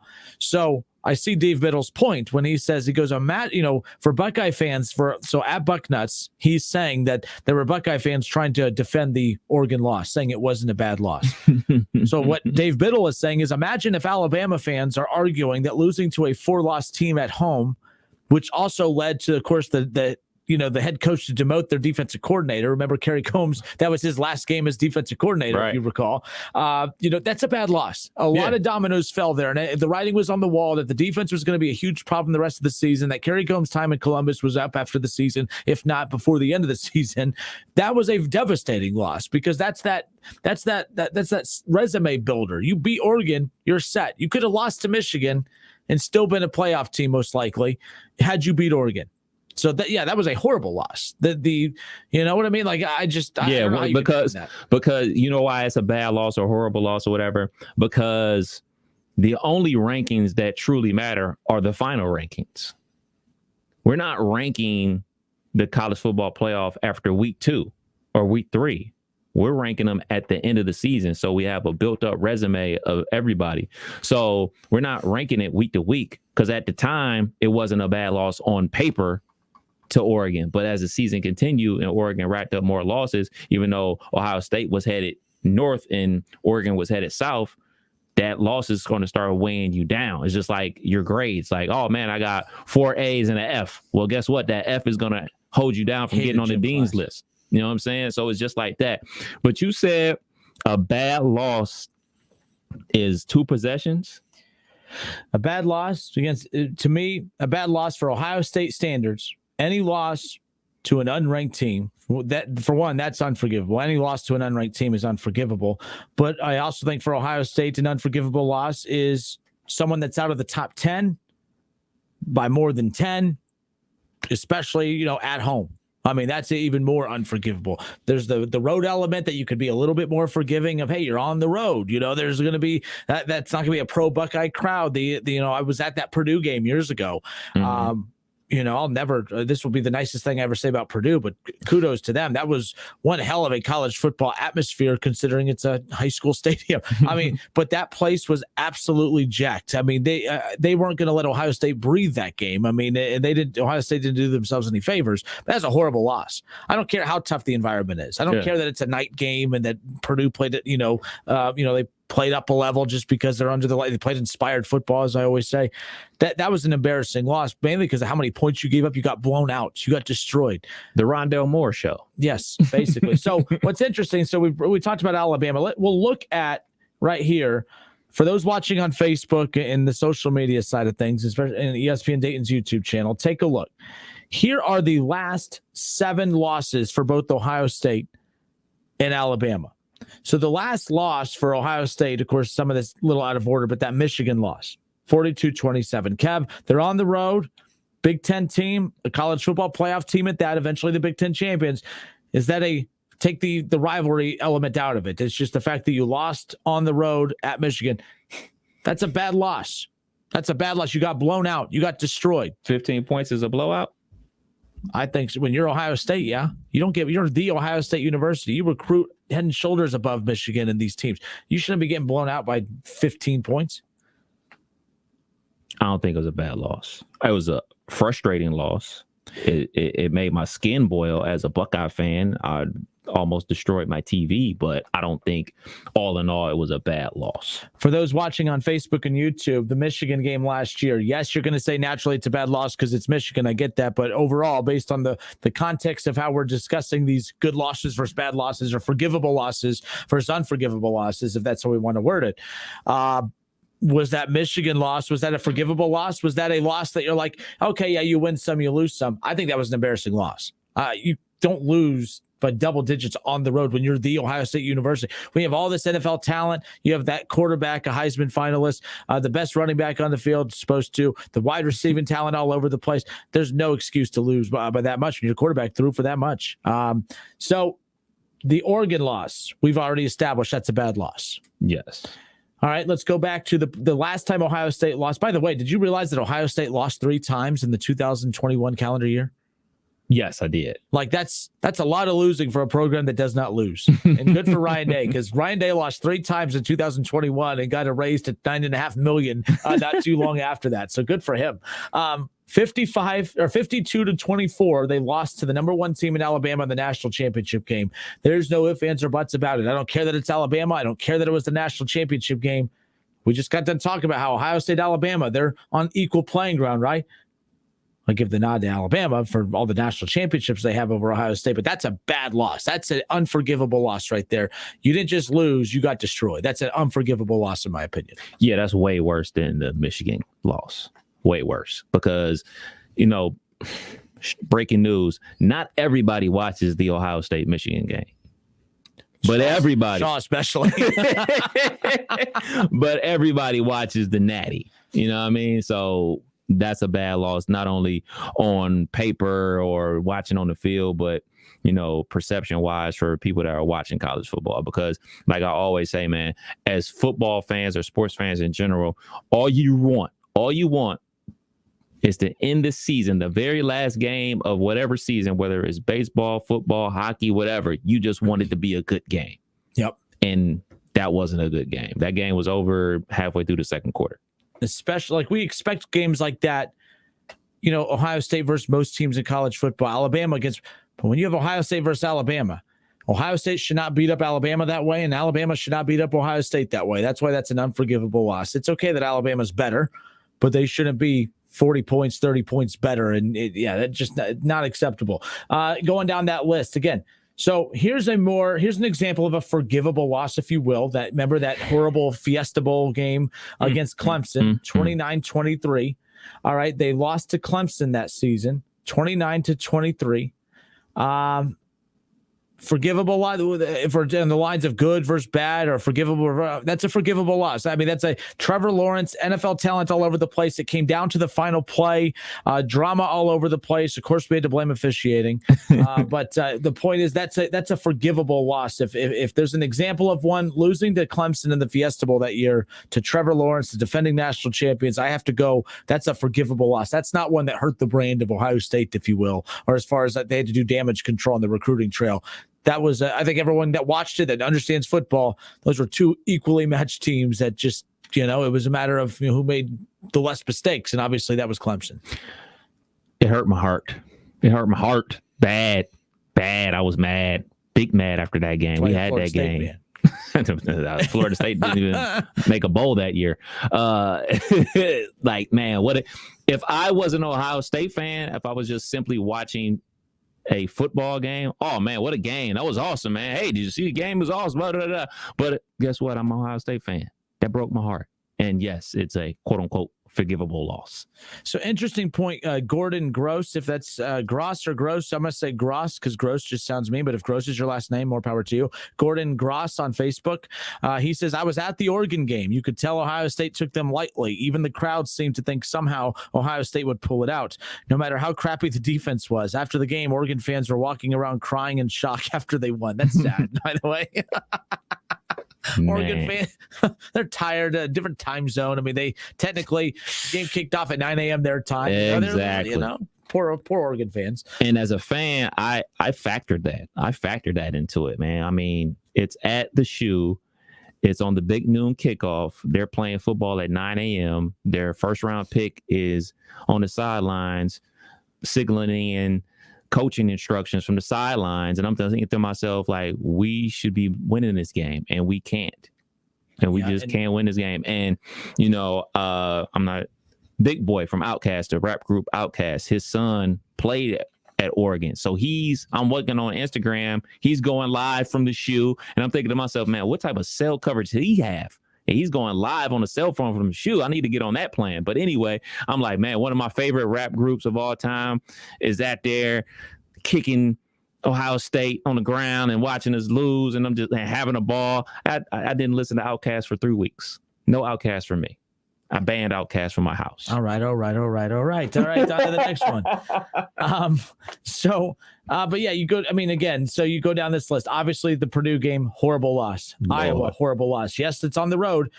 If you lose on the road. And I remember Buckeye media members at this time trying to defend the loss. Well, it's Purdue. It's Purdue. And I know it's on the road. I know it's under the lights. You don't give up 49 points to Purdue. All right. You don't lose by 29 points to Purdue. You don't give up 55 points to freaking Iowa. All right. And you don't lose, all right, by 29 points to Iowa. Like that. You just don't do that. Not whenever those are your only losses of the season. And both of those losses kept you out of the college football playoff, which ultimately kept you from having a chance to win a national championship. And then the loss along that way too, Kev, when they lost at number 5 Oklahoma. Baker Mayfield, 31-16.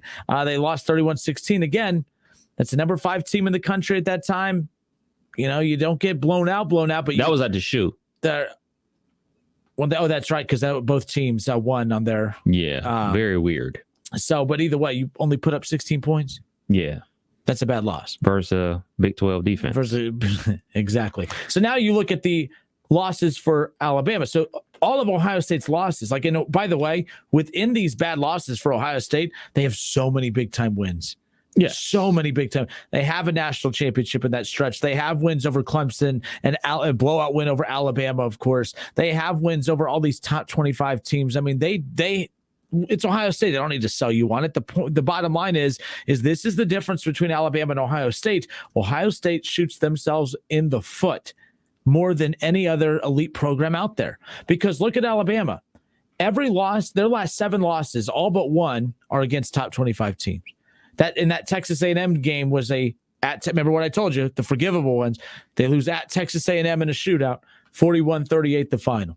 And at the time, Texas A&M was technically ranked at that time, but they ended up finishing with like 4 losses. But you got to admit, Texas A&M 4-loss team, significantly better than 4-loss Oregon, who Ohio State lost to on their home field, one way or another. But, losing to Georgia in the national title game. By the way, number 3 team, 33-18. How do you view that national title game? Is that a bad loss for Alabama, a forgivable loss for Alabama? It wasn't, because if you just look at the numbers, then yes. But if you watch the game, going into the fourth quarter, it's a tight game until Georgia goes up and then they get a pick 6 and then that's all she wrote. You know what I'm saying? So on paper, judging, that's why I don't like to do the whole strictly by numbers situation, because I think this is just a guy. Yeah. So it's forgivable.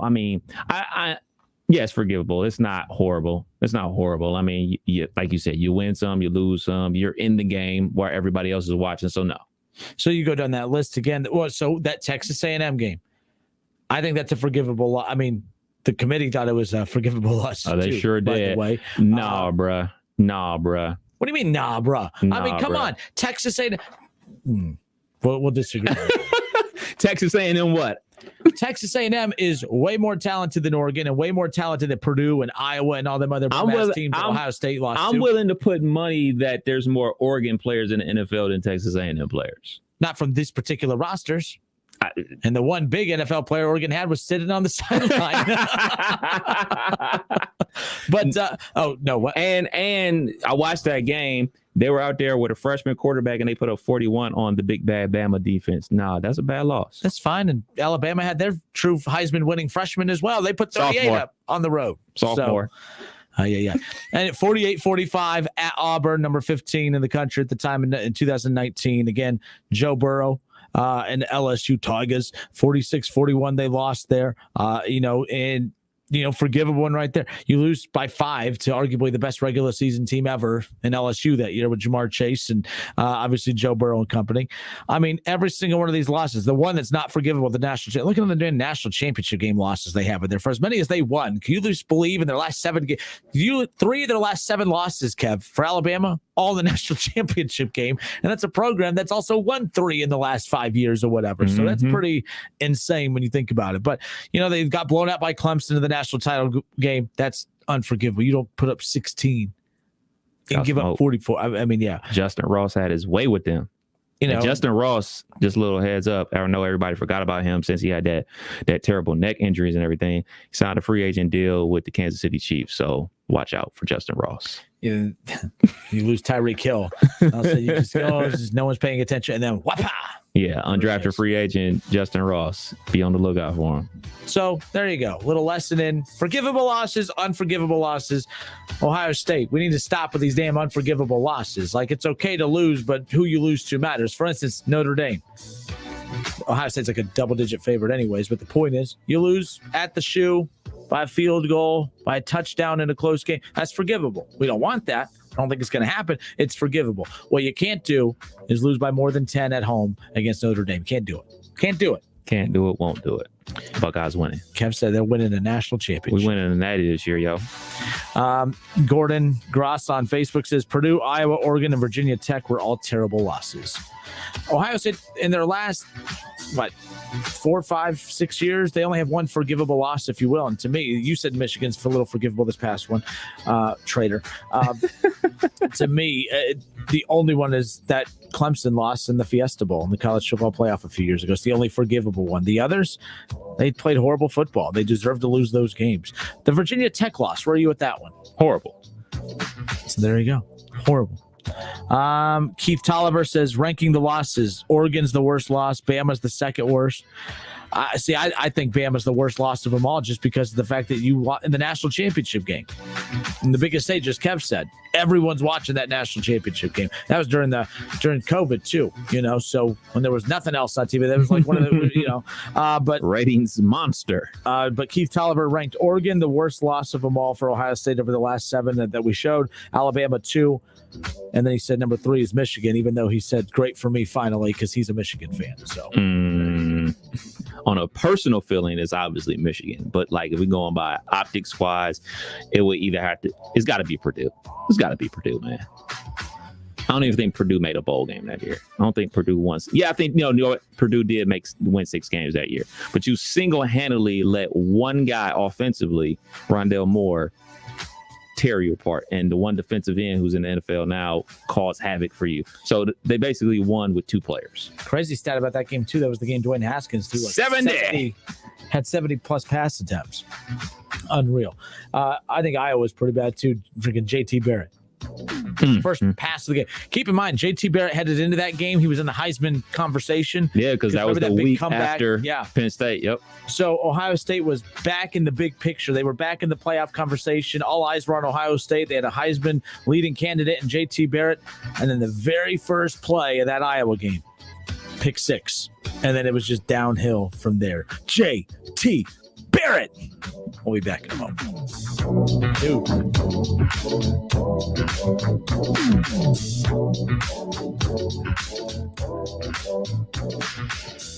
The Justin Kenner Show with Kev Nash. Presented by Brad Mays with Home Experts Realty. Weekdays at 3 p.m. on 1410 ESPN Radio.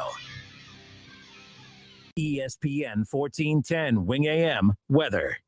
This afternoon will be mostly cloudy with a chance of showers and thunderstorms, a high near 78. Tonight's going to be partly cloudy, a low near 55, and tomorrow's going to be mostly cloudy with a chance of showers and thunderstorms, a high near 82. I'm Pete Spivak for 1410 ESPN Radio. Are you starting to question your gambling or the actions of someone you love? It may be time to talk to someone who understands. Call the Problem Gambling Helpline today and talk to a trained specialist. There's no judgment and no commitment. Plus, it's completely free and confidential. We're here for you. You are not alone. And remember, we all have the power to change. With the Problem Gambling Helpline of Ohio. Make the call today. Call the Problem Gambling Helpline of Ohio at 1-800-589-9966. You have empty office space to fill or home office to create. You know what you need. You know what you'd like. But you also have a pretty good idea after you've shopped around the usual places what you need and what you like might not happen. Well, then you haven't been to Charles Larrick's Warehouse Outlet. Nobody has their selection. Nobody has their discounts. And every week there's something new. If you need office furniture, Larrick's Warehouse Outlet can sell it to you for half the price and below manufacturer's selected prices. Half price and below on hundreds of items. Selection from budget to the best. Really, desks from $50 to $5,000. Filing cabinets from $25 to $500. Before you go anywhere else, do yourself a favor and come to Larrick's Warehouse Outlet. With 25,000 square feet of selection, you're not going to go anywhere else. Larrick's Warehouse Outlet at 23 McOil Avenue, Dayton. Open Monday through Friday, 9 to 6. Larrick's, continuing the tradition.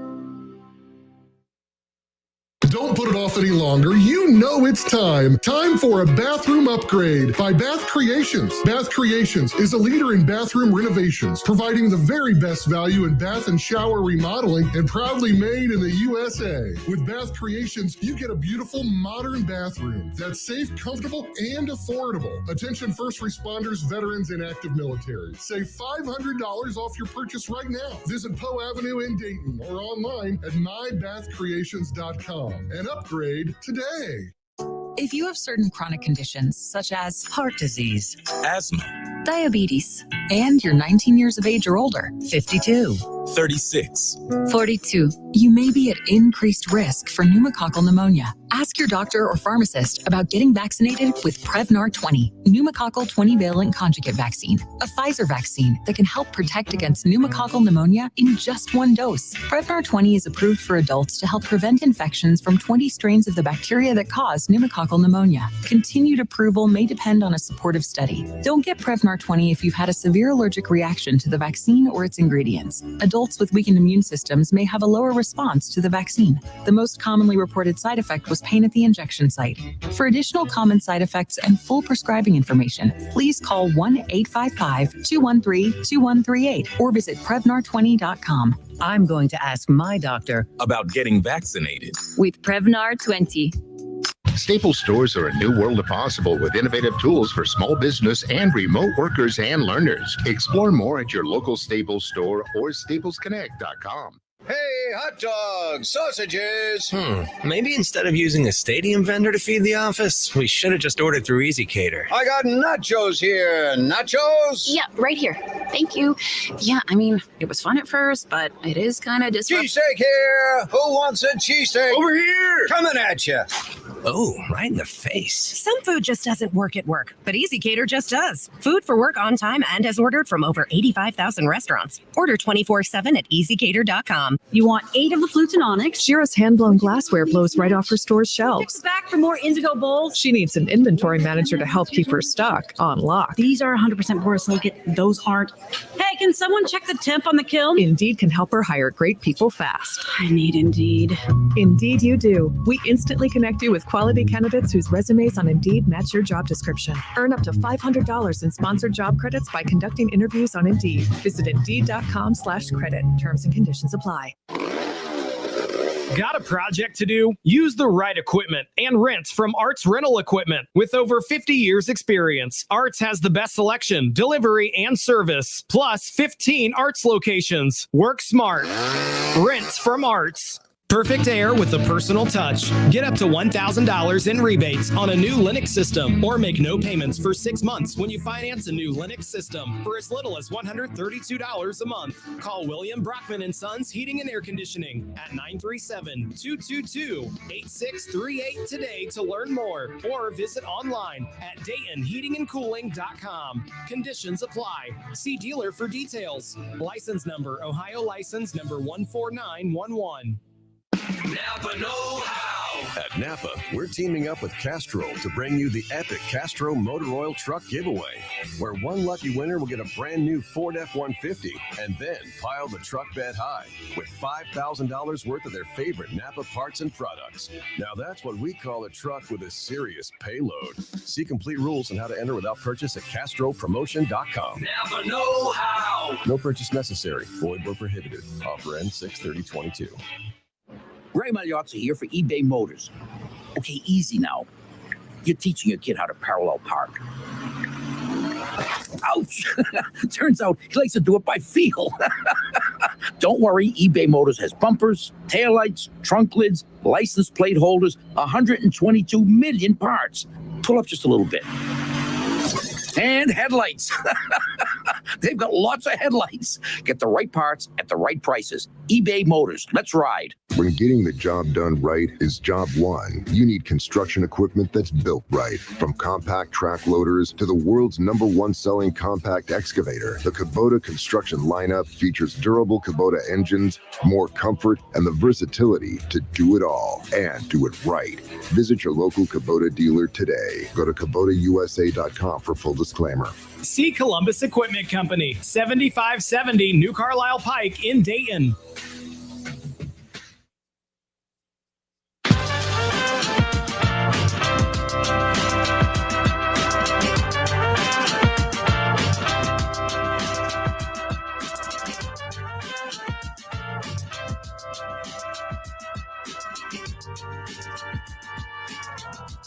A month ago, the Cincinnati Reds started off the season 3-22.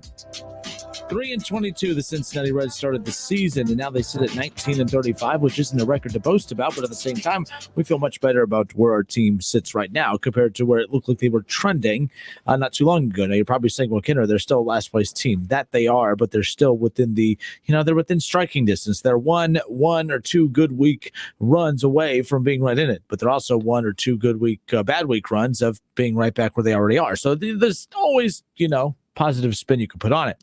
The Reds are 19-35, 10.5 games back of the wild card in the National League. For those of you who care about the wild card standings, as we sit here at the, just before the midway point in June.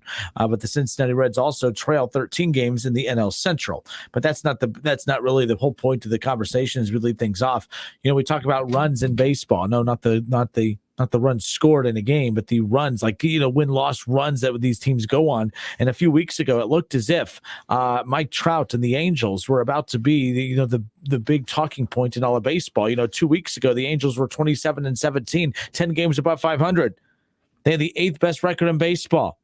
And on the way to their they were on their way to their first postseason berth since getting swept in the division series, back in 2014, according to ESPN's Jeff Passan. And Mike Trout, statistically, is going to go down as the best ever. Statistically.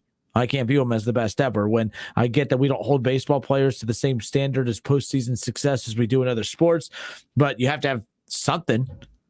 Barry Bonds at least had a lot of playoff at-bats. He at least made it to a World Series. The Angels have made it to one with Mike Trout on that roster. And it looked like Mike Trout finally had a stacked roster. Well, I shouldn't say finally. He's had a stacked roster. He's had a stacked roster for years. The problem is that the team never been able to get it together. They went out and got Joe Madden in the offseason. He's the manager of the Angels. I'm like, this was last offseason, but either way, the Angels should be significantly better than what they are. We talked about that 27-17 start. Kev, today they're 27-29, 2 games under 500. 2 weeks ago, they were 10 games over 500. It looked like they were well on their way to providing Trout with that playoff, foundation, or at least put him on that stage to let the entire baseball world see the star that he is. And now Joe Madden fired. Just right now, Joe Madden fired as the manager of the Los Angeles Angels. I was reading a different story. So with that being said, within the last week, you have 2 World Series winning managers that have been ousted. Joe Girardi with the Phillies. Didn't win a World Series with the Phillies, won the World Series with the Yankees as their manager, over a decade ago. And now the Angels have moved on from Joe Maddon. I don't understand what the quick trigger was for. I think it seems, obviously there has to be things going on behind the scenes, but it is interesting. You have an organization like the Reds, who David Bell has just lost season after season after season. Yes, he did make it to the playoffs one year in the expanded playoff field during the COVID-shortened season of 60 games and literally took a miracle run in the final week and a half of the season to get them there, and then they had an embarrassing exit. This isn't me really advocating for the Reds to move on from David Bell, but it is interesting. The teams that care about winning and want to win, they have a quick trigger finger when it comes to expectations and moving on from managers if they're not getting the job done. I don't know if I would necessarily categorize Joe Maddon as not getting it done with such a short time in Los Angeles, right. But there clearly, Kev, has to be some noise behind the scenes that we're not privy to. Are you shocked? Which firing is more shocking? World Series manager Joe Girardi being let go by the Phillies, or World Series winning manager Joe Maddon being let go by the Angels? Joe Maddon by far. He just got there. Just got there. Girardi's been with Phillies, it's like 5 years, maybe? No, he was hired. This would be 4 years. He got hired the same offseason. Oh, no, he got hired an offseason later than David Bell did with the Reds. Joe Girardi was a finalist for the Reds job. They opted to go with David Bell. Girardi then did TV for that season. Okay, you're right. Yeah. Then took the Phillies job a year later. But I think it's. Yeah, I think Joe Maddon's name is bigger than Girardi's, although both are pretty shocking. I think firing coaches in June. Yeah, early June just seems kind of weird. But then again, it's June. And all of April, all of May. We just talked about the All-Star games in 5 weeks. So I don't know, but it does seem kind of premature. I mean, we just talked about it. It's a season of runs. The Reds went 3-22 the first 25 games of the season, went 14-10 the next. To sit there and get mad at a manager who just 2 weeks ago had your team at 27-17 and in command. I mean, who cares about the placement of the standings right now as we sit here in early June? If they come out of the All-Star break and they just plummet in 2 weeks after then I can get it. But I think me and you both have the same reaction. It's June 7th to be exact. What are we doing? Clearly there's stuff going on behind the scenes. I think what it is, and you have teams who are putting up with losing from a lot of other managers who are stat guys, who are yes guys, who are the yes men.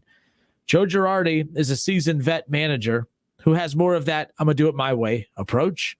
And we all know how Joe Maddon is. Joe Maddon does embrace the advanced analytical approach. He kind of set the stage when he was with the Rays for the closers, or as the openers, I should say, and just doing things a little bit unorthodox.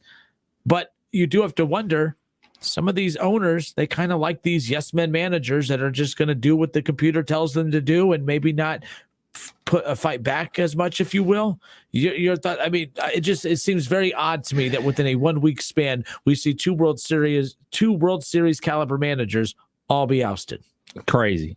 It's crazy because he just won a World Series with the Cubs. I mean, the Cubs. In 16, but the Cubs. The Cubs. And he had a good run, like you said, down there with Tampa and everything like that. And you hired him to get you guys over the hump and to change things up. And yes, I know they just lost, what is it, 10, 13, 14, something. Like, they're on a crazy losing streak right now. I get it. And everything like that. But, like, goodness gracious, like, 3 years and you're out for a dude that has a World Series. So if you're a rookie manager, what they going to give you, 2 years to turn it around? I mean, and to be fair, I talked about this with David Bell last week. I don't have really a lot of criticism of David Bell this year. In fact, I think that he has done a fantastic job of navigating the waters this year, considering the very poor start. Now, you could say, well, that's on David Bell too. David Bell should be held accountable for that 3-22 start because the roster's not drastically better than what it was the first 25 games of the season than what it is now, and they're playing significantly better baseball. So clearly he could have been pushing those buttons sooner. But I'm not here to pile on David Bell because I think that he's done a fantastic job considering the circumstances. But what I feel like, Kev, is I've noticed some characteristics in David Bell. We talked about, last night we watched Hunter Green go 6-7 innings. I'm watching David Bell let pitchers go deeper into ball games. Right. I'm watching David Bell not tinker with the lineups as much. He's not he still does the double switches, which drives me nuts, but that's the norm for all of baseball. But he's not doing it as high of a clip as what he was a year ago. And there's part of me that's wondering, there's not as much money invested into this roster. There's not a lot of money invested into this roster. So with that being said, I felt, and I explained this the other day, that I feel like there's not as many cooks in the kitchen this year. There's not as many people telling David Bell, this is what you have to do with Castellanos. This is what you have to do with Winker. This is what you have to do with Shogo Akiyama. We paid a lot of money for these guys. You have to, Sonny Gray, here, don't let him go over this amount of innings. Now it's all young guys and Joey Votto and Tommy Pham and guys that they really don't emotionally care or like financially and emotionally invest into. So I feel like David Bell's going with his gut a little bit more. He's managing this team drastically different than he has the last couple of seasons. And there's a part of me that thinks that it's because the ownership is not as hands-on with this because they didn't invest in to win to this season anyways. And so David Bell's able to kind of go with his gut a little bit more. But when they had all that money invested, when you had Trevor Bauer and Sonny Gray and Shogo Akiyama and Castellanos and all those guys, I felt like it was just constant movement. Every decision he made, got to make a pitching change. We got to have 55 new outfielders come in, as well as 35 first basemen and 65 catchers. I mean, I'm being drastic there, but so is he. So now I'm wondering if you look at all the money that the Angels have invested into that roster, Kev. I mean, you look at the fact that they have so many stars all up and down that roster. Yeah. You look at the same thing with Philly. Philly pumped a ton of money into that roster. You have Bryce Harper.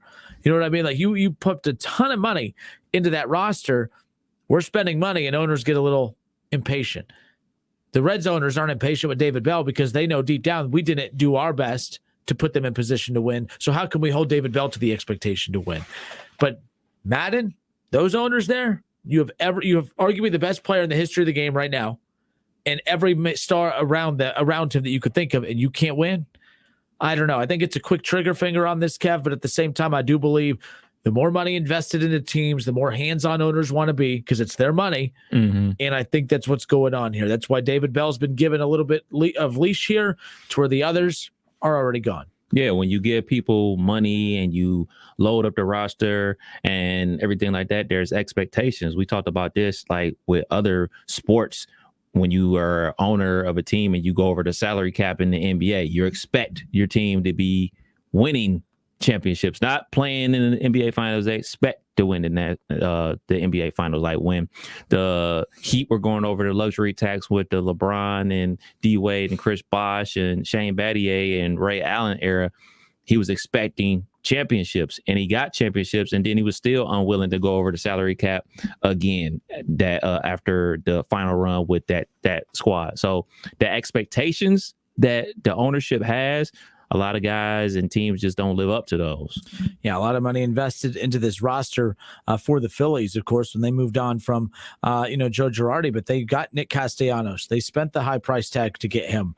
That's an outfield, Kev, that features Nick Castellanos and Bryce Harper. They have Didi Gregorius, a name that the Reds had kind of floated around that short a few years ago. They have Kyle Schwarber. I mean, Kev, this is an outfield for the Phillies that features Kyle Schwarber, features Nick Castellanos and Bryce Harper. Mm-hmm. And then you look at the fact that they put a lot of money into JT Realmuto a few years ago. They have Aaron Nola. The bottom line is they got Zach Wheeler. They put a ton of money into that roster. There was expectations for Joe Girardi to win, and they're 25 and 29, and they're third in the NL East. And it's just one of those things where they were very impatient. And I just don't get it. I don't know how you can be that impatient with the group, that you have that quick of a trigger finger to where everything was hunky-dory 2 weeks ago. You had 10 games above 500. I could see if there was no point of a high clip of performance this year. I mean, just 2 weeks ago, they were in first place. And now all of a sudden you panic after a 2-week dip. I mean, clearly this has to go back to last season and some of the struggles that they had before. Yeah. But you look at this roster right now for the Angels, Kev, they have Shohei Ohtani. They have Patrick Sandoval, Noah Syndergaard, Michael Lorenzen. How's that for a name right there? But then you go down, they have Rocio Iglesias on this roster. They have Anthony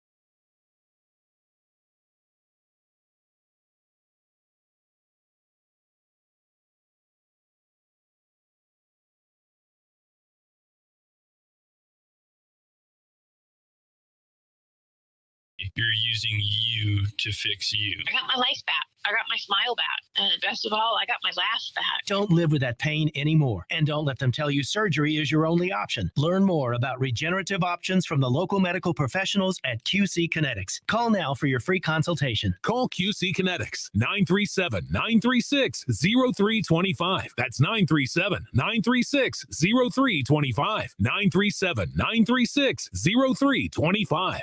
Hi, this is Alpha Media's Senior VP and GM, Brett Bayshore. I'm sure you would agree blue diamonds and four-leaf clovers are hard to come by. Well, so is this rare opening for a digital sales specialist. We're expanding our digital team, and we're looking for a dynamic problem solver. If you have a passion for targeted display, SEO, SEM, social to mobile, or OTT, call me at 937-519-0111. That's 937-519-0111. Alpha Media is an equal opportunity employer.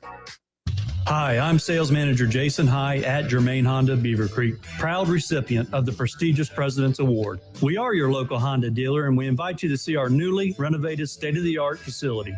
You'll be amazed at our selection, and remember, all new Hondas come with a lifetime powertrain warranty. Visit us at Route 35, just east of 675, conveniently located near Wright-Patterson Air Force Base. Germain Honda Beaver Creek, the right car, the right price, the right way.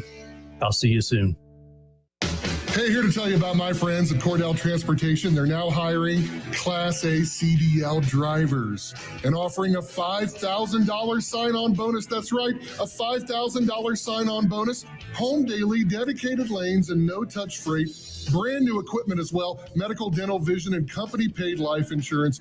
Call Cody right now. Apply online at CordellTransportation.com. Cordell Transportation, driven to succeed. Thanks, everyone, for baking your way here on this toasty morning. Are you all ready to jam?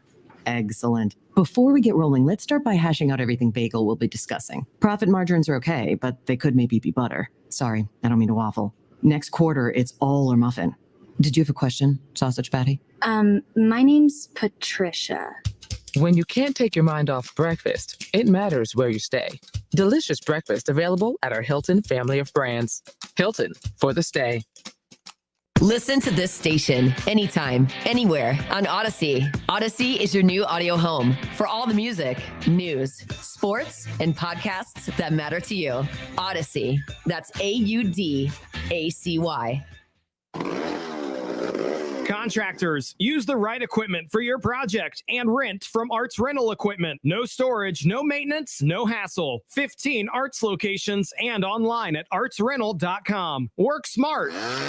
Rent from Arts. Alex Scott was a 4-year-old cancer patient who wanted to help find a cure for kids' cancer with a lemonade stand. Join Firebird's Woodfire Grill for Lemonade Days, June 10th through 12th. Donate to Alex's Lemonade Stand Foundation. Let's face it, you all have outdoor home projects to do. Mad River Mulch and Topsoil is here to help as the area's leading provider of processed topsoil, garden mix, animal bedding, and mulch. We cater to the professional landscaper, contractor, and the DIY homeowner. That's you. Buy in bulk, mulch, rock, topsoil, and sand. No matter the size of the project, we can help. And we deliver, often the same day. We also carry firewood, bedding, and fuel pellets. Mad River Mulch and Topsoil, just off I-70 and Route 4 in Springfield. Order online at madrivermulch.com.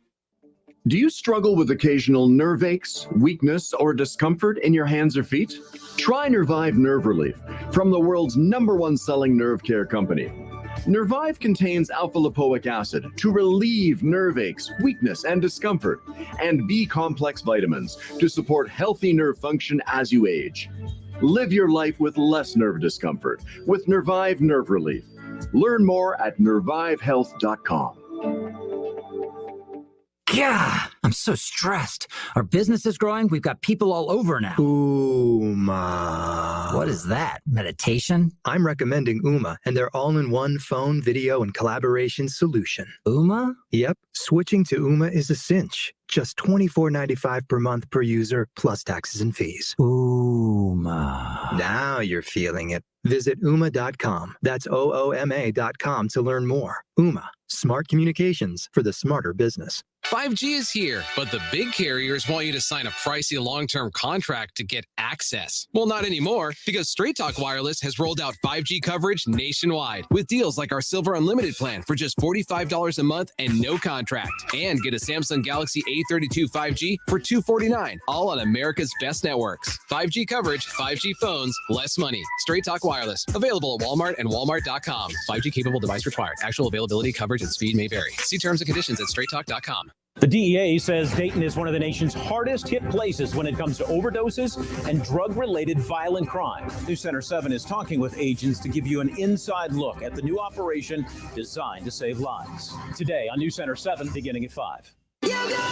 Carrie Underwood, Thomas Rhett, Maren Morris. On the next Entertainment Tonight, we're backstage for the iHeart Country Festival. Every single act is at the top of their game. Next ET, tonight at 7:30 on Channel 7. At McAfee, they're more than just an air temperature company. They're an air quality company. Breathe easy. Choose McAfee. When you're an innovative business, every blinking cursor, every blank page is an opportunity. What will you do with it?